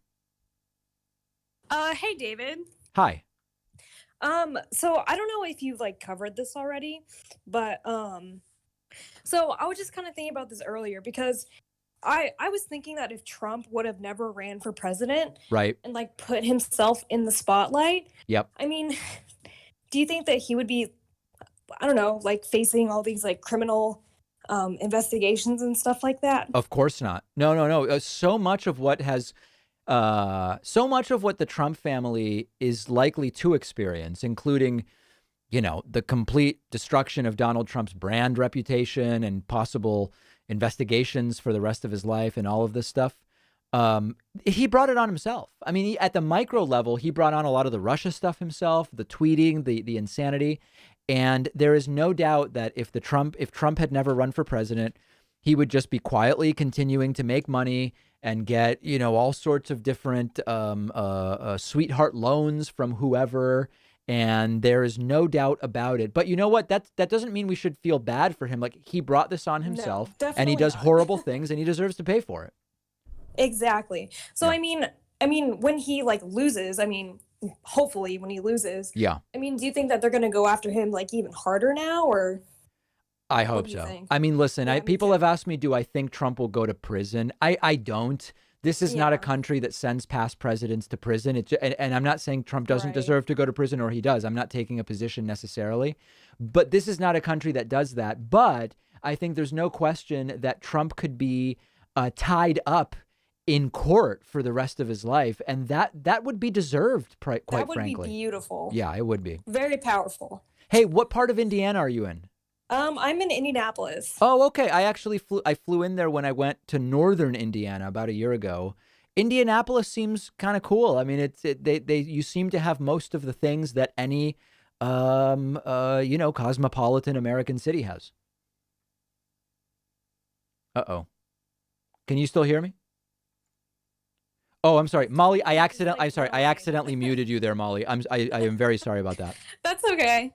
But so anyway, Indianapolis, not a bad place to be, right? Other than the it's okay. low rankings in terms of best, health, education, economics, and all that stuff. Yeah. Oh no, it cut out again. Oh, I'm here. I can hear you. It Hello. keeps cutting out. All right, Molly. I appreciate the call. Great to hear from you. Okay, accidentally muted there. Let's go to Mrs. Hippie Freak from Hershey, Pennsylvania, the site, an epicenter of what's going on today. Hello? Hershey, Pennsylvania? Hershey, Pennsylvania, you're on the air. I guess not. Let's go to Zeke from Missouri. Zeke, you're on the air. Hey, Zeke, are you there? Oh, hello, David. How are you? Good. How are you? I'm well. My question was, do you think, they're talking about possible lawsuits to Trump after the presidency, but also he's threatening lawsuits. Do you possibly see his appointments to the Supreme Court possibly playing any role on this? Do you think that there's enough of a backlash or reason for them not to potentially cater to him having appointed 2 judges recently? My concern is if the Supreme Court plays a role, it's completely plausible that it will be a role that helps Trump and hurts Joe Biden. So I sure as hell hope the Supreme Court does not get involved in anything. Now, the good news so far is that Trump's allegations have been so spurious that they're getting thrown out at a pretty fast clip in most cases so far. I can't say all. So hopefully it'll never get to the Supreme Court. Okay. Yeah, I was curious about that, your view on that, and that's kind of where I was sitting with. Yeah, I mean, let's wait and see. I guess Trump has until December 14th, really, which is plenty of time in theory for something that's so urgent to get to the Supreme Court. Let's hope it doesn't happen. Yeah, agreed. Thank you. All right, thank you. Great to hear from you. Callers are going pretty well right now. Let's go next to Maria from Ohio. Maria from Ohio. Maria from Ohio, you are on. If you unmute, we would love to hear from you. Last opportunity for Maria from Ohio. Hello?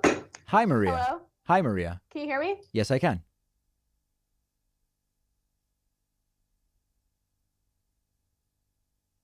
Maria? Hello? Yes. Hi. Hi. Sorry, I plugged in my microphone. Hi. Sorry. I just wanted to, I'm a newer to watching you. Perfect. And did you have a question today? Realistic about everything? I'm sorry, you're cutting in and out. I only heard the very, very start of that. What was your question? Oh boy. I think Maria just has a bad connection. I think that's what's. I think it's that simple. I don't think anything else more nefarious than that is going on. Okay, let's go next to. You got to separate the wheat from the chaff, my friends. Got to separate the wheat from the chaff. By the way, if there are any Trumpists who want to talk to me, please flag yourself as a Trumpist on Discord. However, if I go to one of you and you're not really a Trumpist, then it ends, okay? And we're not going to do it again because I know people could try to take advantage of that in order to get on. If we do it and anybody's lying and you're just trying to get on, then I will immediately shut it down. So I'm just letting you guys know about that. Let's go to Connor from Massachusetts. David, how's it going? Good. How are you? Good. So my question is, with all these lawsuits that Trump is putting forward, and a lot of them being, quite frivolous and not having much basis. Yeah. Down the line, do you think if it does go to the Supreme Court, do you think it could be argued that a lot of Trump's lawsuits are actually election interference on his part? It absolutely could, and it will go nowhere. And I don't believe that that's the basis on which they will be dismissed. Yeah. Yeah. What part of Massachusetts are you in? The greater Boston area. Greater Boston. Wow, that's good. All right, very good. Well, thank you so much for the call. Thanks for taking my question. My pleasure. All right, let's see if we've got any Trumpist. Doesn't look like a single Trumpist. Okay, I'm glad people are being, if there's no Trumpist here, that's totally fine. Oh, wait, hold on. Trumpist. Oh, ex-Trumpist. No, that's cheating. Well, let's try it anyway. It might be all we can get. Let me go to ex-Trumpist. Is it ex-Trumpist from Rhode Island? Yes. Hi, David. How are you? Good. How are you? Good. So I was a Trumpist in 2016. Okay. Mostly because I live in Rhode Island and my vote for that race didn't really count. But also because Hillary was just so awful in the 90s. Okay, wait a second. You're telling me two different things and neither of them make sense. Let's see if we can figure out. Let's go one at a time here. So okay. Your first assertion was because you lived in Rhode Island and your vote didn't matter, you voted for Donald Trump. Explain that to me. Well, Rhode Island has never gone red. Yeah. Really? Yeah. So it was more of a throwaway vote. I didn't really expect him to win. So it was more kind of a joke vote, I guess you could say. And who was the joke on? Just more, I guess, myself, really. I think that's exactly right. I think that's perfect. I think you realize you were really only joking with yourself. Perfect. Okay, we're gonna clip this, guys. Second part was yes, you voted for Trump because Hillary was awful in the 90s. Now, did it occur to you to compare Hillary in 2016 to Trump in 2016, or were you comparing Hillary in 92 to Trump in 2016? It was more Hillary the whole 90s, so 92 would be part of it, I guess. But and why? And why did you do that? How did you decide that way to vote? Honestly, I don't know. You're not sure. I think it was Hillary really more for the last 20 years, so including the 2000s. And were you worried at all about the things Trump did over the last 20 years? Yes, but I didn't think when he got into office that the Republican Congress would be such, just be politically, nice about it on the air. They wouldn't be so weak-willed and have no backbone. Right. I didn't think it would be this bad as far as kind of authoritarianism. Yeah. And is that authoritarianism the reason why you flipped from Trump to Biden? Yes, I don't really care for Biden as far as I don't think he's as liberal as I probably would have wanted to kind of swing things the other way. Wait a second. Let me back up for a second here. Yeah. So hold on. So you're to Biden's left. Biden's too conservative for you, which means Hillary's also too conservative for you, right? It's more of it's not like a straight left and right thing with me. I'm more like libertarianism, like towards that end, but socially to the left of him. Okay. But even though you're to Biden's left, you voted Trump over Hillary. That's a very interesting, very, very interesting. Yeah. And just to be totally upfront with me, are you trolling me right now or is this for real? No, it's for real. It's for real. Okay, good. All right. No, listen, guys, this is sociologically important. I think that this is very, very interesting. I really appreciate you talking to us today. You're welcome. Can I just say one thing also? Sure. Very strongly, I would say that hot dogs are a sandwich. Okay. Tacos are not a sandwich. They are a failed wrap. Okay. And that's all I had to say. All right. Thank you very much. Appreciate that. Guys, I need that entire call clipped. Okay. I need the whole call clipped somehow. I think Twitch only allows minute clips. I need the entire call, and it is very important that I get this entire call clipped, okay? Really, really important. Let's see what else we've got. Oh, Trumpist from Minneapolis, you are on the air. Hi, sorry. Can you hear me? Yes, I can. I'm actually just trolling. I made the Photoshop that you wanted. It is in the memes of the Discord. I just wanted you to know that. Okay, all right. You know what? I am going to. I am not going. I'll accept that because I do want to get that.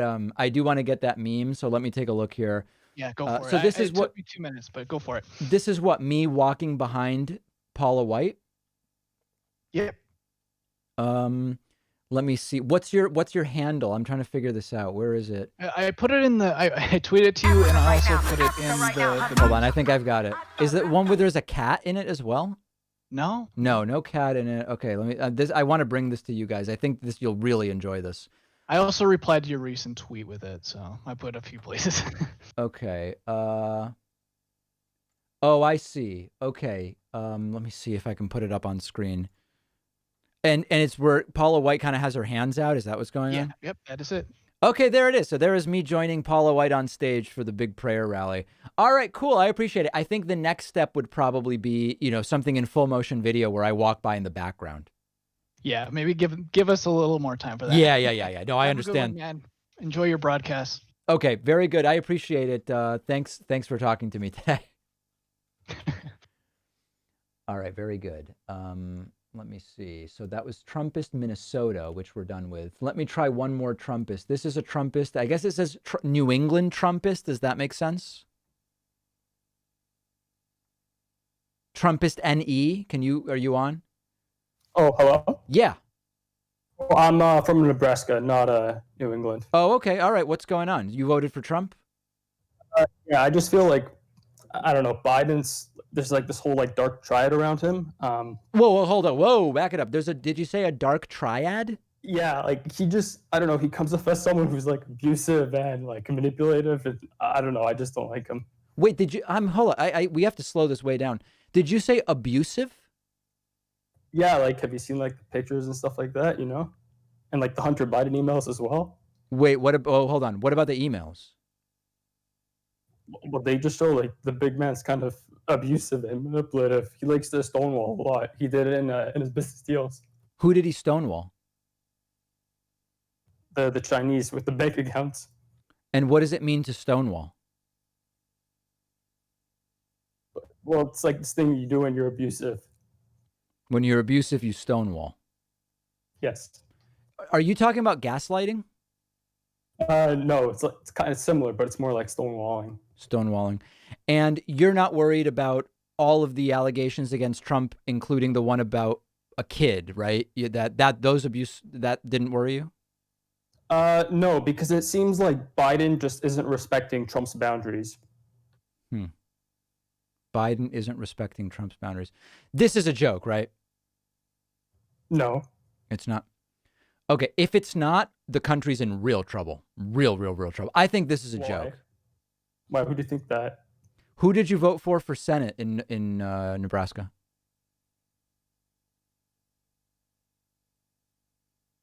I did a write-in. For who?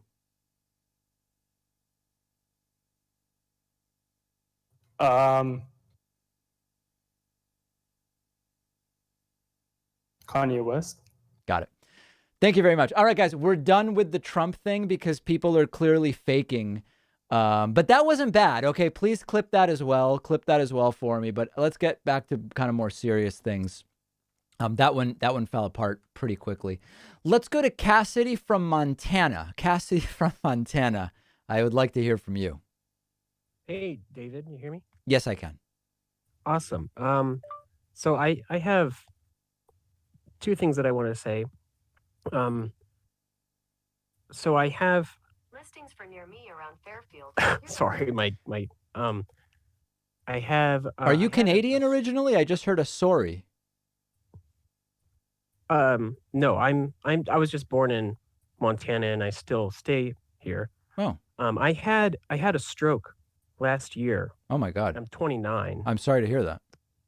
Yeah, but I had to move in with my parents. Yeah. And they're very, very, at least they think that they're Republican, but I just Okay. I have a huge list of things that I want to talk to them about. Yeah. And I have a hard time saying things because of the stroke. So if I have something that I could really focus on to make a good argument, it'd be a really good thing to know, I guess. Well, listen, you're not having trouble communicating with me. So when you say you have trouble, is it you because of anxiety, or you have trouble actually speaking sometimes? It's I have to really like talk slowly and think about what I'm trying to say. Well, that's good, because then you'll probably actually say things that make a little more sense than if you're just kind of running your mouth. I mean, listen, I would try to connect with them on one issue. And to me, it seems like, given your medical situation, what about the fact that there's an entire party that's unclear as to whether they think it should be legal for private insurance companies to charge you 5-10 times as much because you have a pre-existing condition? Why not start there? Yeah, I was thinking of doing that. I just don't know very much about that, so I guess I have to do some more research. Yeah, I mean, where I would go in and say, listen, now that you don't have to say all this stuff. This is me talking, as someone who talks about this stuff all the time. But you go in and say, listen, I'm not a communist. I'm not a socialist. I'm fine with the market being used to determine what cell phones are made and how much do we charge for cell phones and what kitchen mixers are made and blah, blah, blah, all that stuff. But when we're talking about people's health, understand that when you do market-based solutions and you let companies do whatever the hell they want, a company can say to me, because I've had a stroke, you have to pay 10 times more than somebody who's your age but didn't. And I can't afford that. So then I end up without health insurance. Do you think that's fair, Mom and Dad? I can't imagine that they would. And that would seem to me like the entry point for a conversation. Right. Yeah. Okay. I I think I wanted to make a suggestion about Discord. Sure. If you have a separate channel, yes, and you have like a separate moderator in there, you could check with them if they're there, and be like, okay, we're gonna put David, you're gonna talk to David in like 2 seconds. A call screener sort of thing. Yeah, we're looking into that. We're exploring a few options. I like the idea though. Awesome. Okay. Yeah. And not to take so much time. The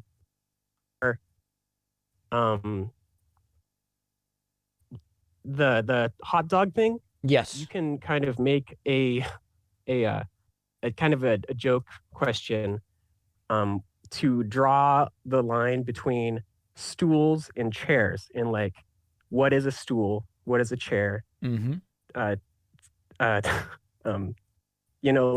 stool with a back on it. Is it like a stool, or is it like an armchair? I don't know. I used to kind of make stupid hypothetical questions like that. Anyhow. Thank you so much. Listen, I think you deserve a mod ship. If you want to be, this is exactly the type of, you have upper management written all over you. So we need you as a moderator somewhere. So send me an email if you want to be a moderator on, Twitch or YouTube or Discord. Let me know, because that's exactly the type of high level thinking we need. I appreciate the call. Very, very good. Let's see where else we want to go here. People are just on fire. People are on fire trying to get on today. Let's go to Heather from Princeton. Heather from Princeton, you're on the air. Hello. Hi, how are you? Hi, good. How are you? I'm doing better than I was yesterday and the day before. Fair. More results coming in. Mm-hmm. So I have a question, but I also just wanted to say we've been watching the show for years, and it's crazy and amazing to see how much it's just blowing up. So congratulations. Thank you. Yeah, it's so crazy. It almost couldn't be done without bots, No. Well, so I was wondering, especially now that TV networks have kind of benefited from this big extended election news cycle. Right. Even once coronavirus has passed, do you think that future elections are going to turn into these sort of like drawn out election week processes versus election day? Absolutely. Can you imagine anything better for, I mean, listen, I'm not exempt from it either. If we just had, if we had results on Tuesday night, 300,000 people wouldn't be watching CBS right now on a Friday evening. And, you know, we wouldn't have 50,000 people across our platforms right now either. Obviously, the networks have way more power to actually influence how it all goes down than I do. And yeah, I think so. This has been just a boon for ratings. Yeah, not great for mental health. No. It's like watching a super long sports game and it's just like in overtime for days and days and days. And you get up the next morning and it's still going on. Yeah, I mean, it's crazy. Yeah, you're like living in the nightmare, but yeah, hopefully it ends well. There's people in the chat saying that you're being overly cynical. I don't think so.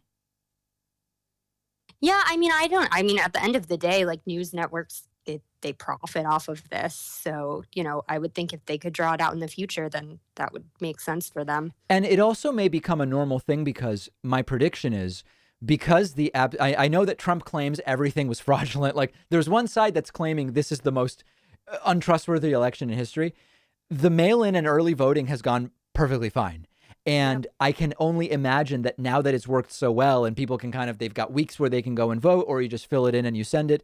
I think that there's going to be more of this going forward. Of course, we'll have to see whether states just allow. Right now, a lot of states said you can vote by mail merely because there's a virus. A lot of years you can't do that. You have to have a specific, reason that's valid.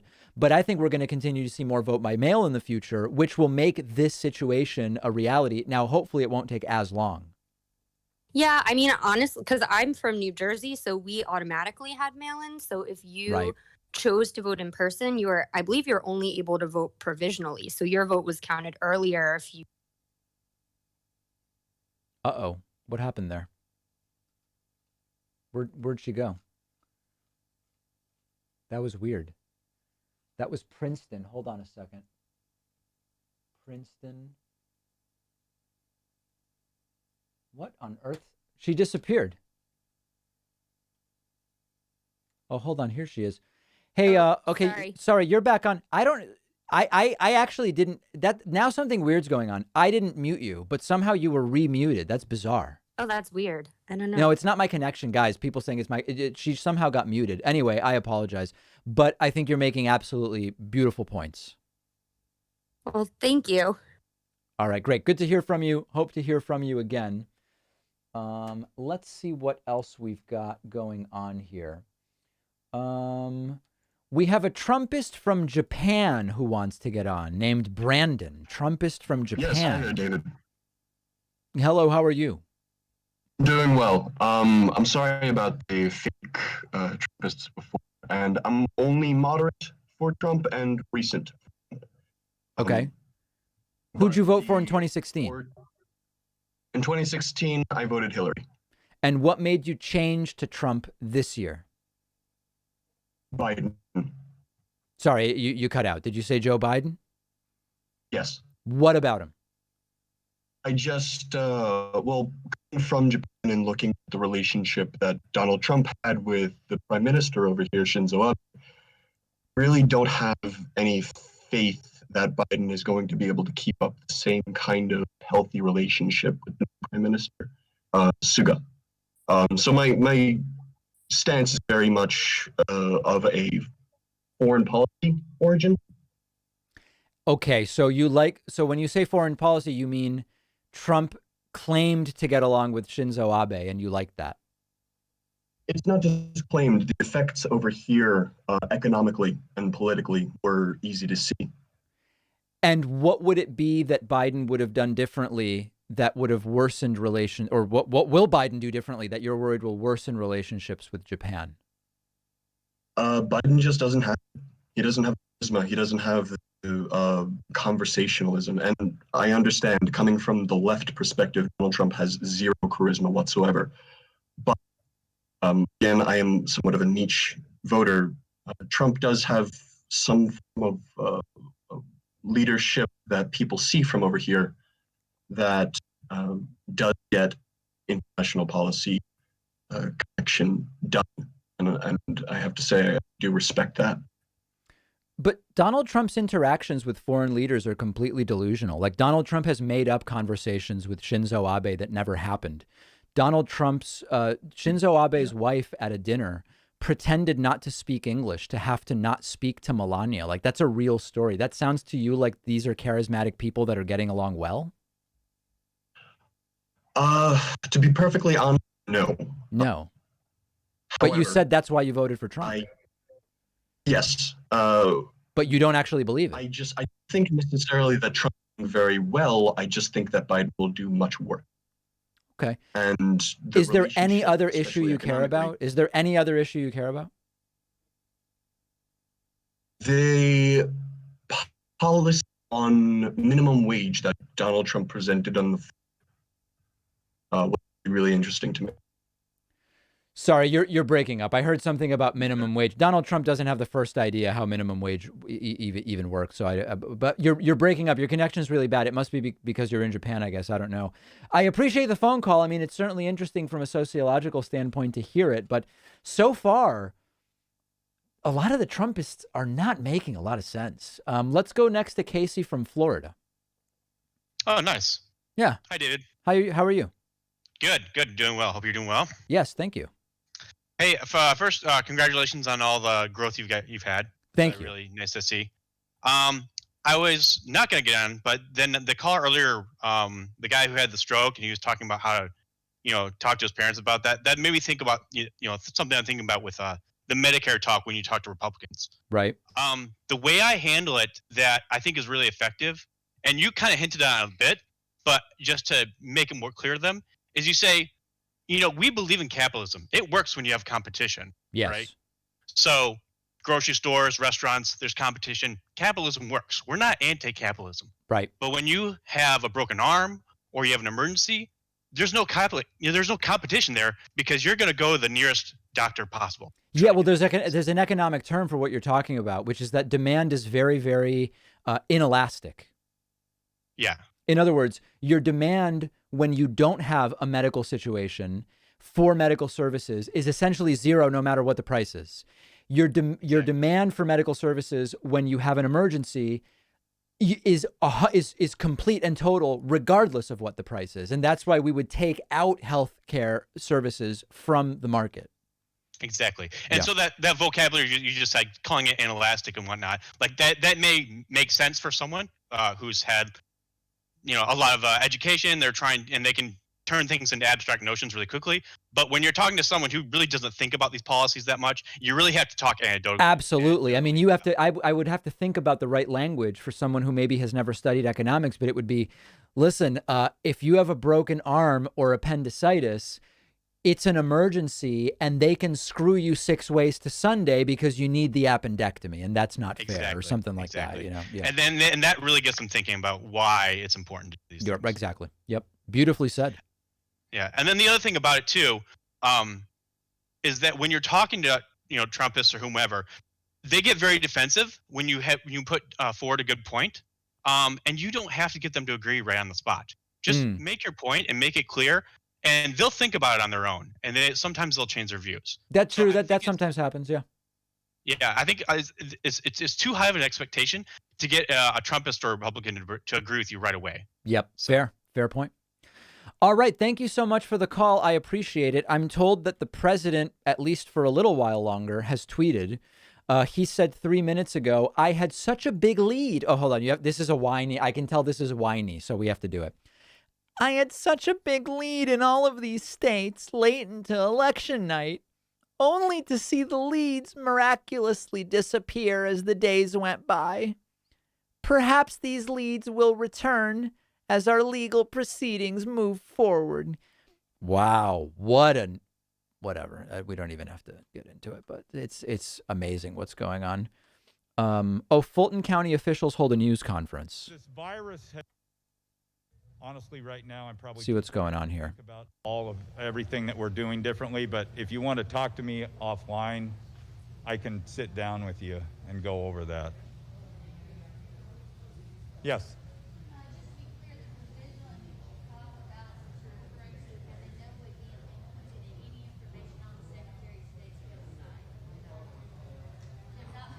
Are we getting any substance here? Right. Well, it'll be uploaded tonight. That's correct. They're uploading ballots tonight? I think the ballot review committee is already meeting, so I think they did an upload earlier and they might have sent partial results over here, and then the rest of them will come tonight. Because so we may have full Georgia numbers tonight. So I think they sent something over for them to review. Can we get better mics in the room? I think at most times it was around 3,000. That's probably about the average. Any other questions? I know it was at least 900. That came over the last couple of days. The last, I think, 2 or All right, breaking news, guys. As I told you earlier, Decision Desk HQ has already... hold on a second, guys. Oh, my God. We've got to start banning people. This is just ridiculous. Decision Desk HQ has called this race for Joe Biden at 273. They say it is over. We now have the additional news that Business Insider has called the race with the same 273 electoral votes with the headline, "It's over. Biden defeats Trump in a nail-biting election to become America's next president." A second source, it looks like they're using that same data, the Decision Desk HQ data. A second source has called the race for Joe Biden. I called it for Biden also. I mean, listen, none of this matters in the sense that what matters is how it gets certified state by state, and there's a while to do it. But Business Insider also with the headline, "It is over. Joe Biden projected winner." Oh my God, I got an ad blocker. People told me get an ad blocker for stream. Now I can't see a damn thing. Anyway, it is over, and it is another one. I expect that very, very soon we are going to start seeing more calls coming in. Pennsylvania. Oh, let's look at recent vote dumps. Whoops, that's not it. Hold on a second. Okay, last vote dump. Let's see. 15 minutes ago, Arizona, with another vote dump, has reduced the margin just slightly, and Trump is trending just shy of where he needs to be to tie. Okay?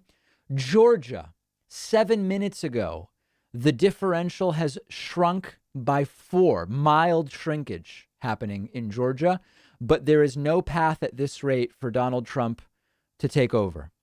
In Nevada, 7 minutes ago, the lead has grown by 520 votes. There is not at the current rate a path for Donald Trump to take over. Another tranche from North Carolina, where Donald Trump's lead has shrunk by about 70 votes. Now, although Joe Biden is trending short of where he needs to be to recover and tie, Biden is getting more and more. 2 hours ago, Biden got 50.3% of the new vote. 27 minutes ago, Biden got 50.4%. And just 8 minutes ago, Biden got 51.1%. That would need to accelerate dramatically. Okay. And then in Pennsylvania, 8 minutes ago, the lead again expanding for Joseph R. Biden Jr., now by nearly another 400 votes to just shy of 15,000 votes. And Donald Trump is a full 20 points shy of where he needs to be to catch up. Donald Trump getting about 36% of each tranche. Now, that's for people who are joking around. It's TRANCHE. Okay. This is the API for the data the New York Times is using. Trump needs 56%, and he is only averaging 36%. So the numbers are starting to come in, and we are expecting very, very soon, by that I mean sometime in the next week, there will be more of these calls. But indeed, this has been called by Decision Desk HQ. It's been called by Business Insider. Okay, whatever. But this continues to come in. Kamala Harris will soon be the vice president of the United States, first female vice president of the United States. Very, very interesting, very powerful. And as many of you know, I am not an identity politics guy, but I am in favor of recognizing when there are very powerful stories. And the story of the first female vice president of the United States, a half Indian, half Jamaican female vice president of the United States, first female VP of color, I think is the way to say it. Very, very powerful. And let's see what is happening here in Phoenix. There's a 4-block radius. I think we're expecting a lot of chuds here. All of this is happening right in front of the Maricopa County Election Center. So inside, they are counting those ballots. There's 120,000 ballots that they have left to count. It's 4:30 here locally right now. We're expecting another ballot drop right around 7 o'clock. So we'll see how many ballots come out. But again, 120,000 ballots left to count here. Over 200,000 ballots across the state. And right now we are seeing the lead that Biden has with the president starting to shrink. President Trump catching up. He's about 30,000 votes behind right now. But we should. So understand, it's conceivable that that Trump will catch Biden in Arizona. It is mathematically conceivable. It seems mathematically inconceivable that Joe Biden will not win Pennsylvania. And with Pennsylvania, Arizona actually becomes moot. Is that an accurate characterization? Yeah, we have seen no violence here over the last 3 days, and you've got a crowd. It's mostly Trump supporters, and they are mostly angry about the way that the vote is going. They have got a bunch of different complaints, but they've been sometimes conflicting complaints over what's going on.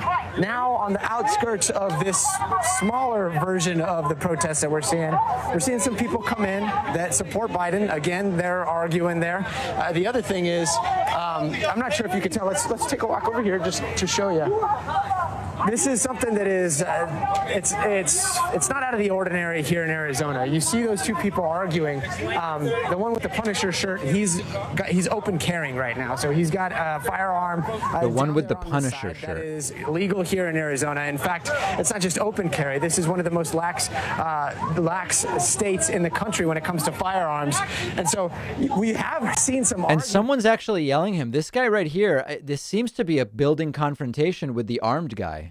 Rifles and saying, why are you open carrying when here in Arizona you're allowed to carry in your pocket? So there are a lot of people in this crowd that have guns in their pockets because that's illegal to do. You can conceal if you're 21 and you're not a felon here in Arizona. So they think that a lot of the gun wearing is performative, and they don't appreciate the attention that it brings other people, those that do have their guns, and there are they think it's performative. Tactical rifles slung along people's backs. They're saying that no, this is their Second Amendment right, and they want to wear those guns because of the statement that it sends. Wearing a gun. That they are here because they want to make sure that they are protected, that the crowd is protected. Tactical. But again, all of this is happening right in front of the election center, and inside that election center, there is one job. These people need all these firearms for hunting. This is a perfect hunting scenario, as you can see. And we're hoping to have some results a little bit later this weekend. Allison? Gotti, thank you so much for explaining that, especially for those of us who are here in the Northeast. That is not something that you see every day. So thanks for giving us that context there. Yes. So we can understand what's beautifully going on behind said. you. One more question for you before we go. I know you are still awaiting votes tonight. Arizona is one of the states where Republicans are what's going on? Now this guy's trying to hug. Citing voting irregularities. I'm going to stop for a second so we can watch these guys because it looks like it's getting a little more heated there, Gotti. So what's happening? They're actually arguing about the 6 feet of social distance. You know, these guys also, sometimes it also seems like they're drunk. I mean, they're not behaving normally. Wearing masks. They're both saying, hey, you're not wearing a mask. The guy on the bike is like, whoa, whoa, whoa, I'm not getting close to you. Don't get close to me. So they're trying to keep that social distance, at least right here.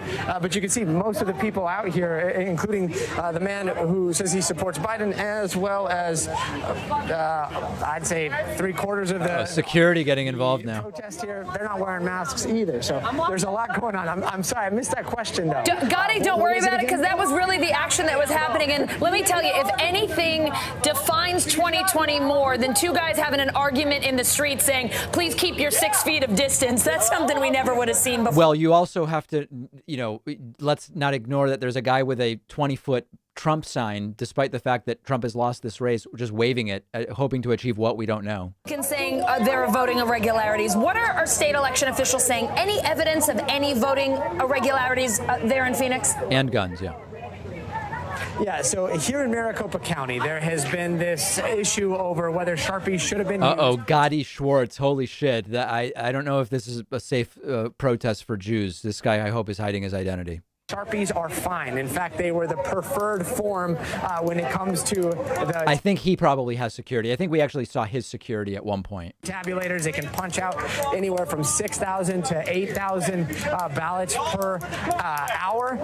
But it does sound like there was some confusion when they were giving the instructions to people, and there was concern that there was bleed through on those ballots. These ballots that they use here in Maricopa County, and Maricopa County, we're just talking about Maricopa County. We can't vouch for any other counties, but they aren't lined up perfectly. They are offset on purpose so that if you fill out a Sharpie on the other side, it doesn't line up. Smart. You can't have that accidental bleed through that might select something else on the other side. So they're saying that it's fine, but we've got Democrats and Republicans both saying that they're a little bit concerned about the instructions that were given. They've both taken it to court, and now it's in the court. What a mess. It's probably going to go in front of a judge, and we could have a decision there. All right, Gotti Schwartz, thank you so much. This was by far the most animated live show Look we at have look had at this this evening. shit. A whole lot going on there in Maricopa. Thank you so much. Just shoot what's going on there. I just want to see what's going on with these guys. Wow. The October jobs report out today. I'm not thrilled that they cut it. I wanted to stay there and see there was some zombie action there. All right, let's see. I'm just going to close this so I don't keep accidentally going to it. I'm told that there has been more data that came in. Okay, Arizona.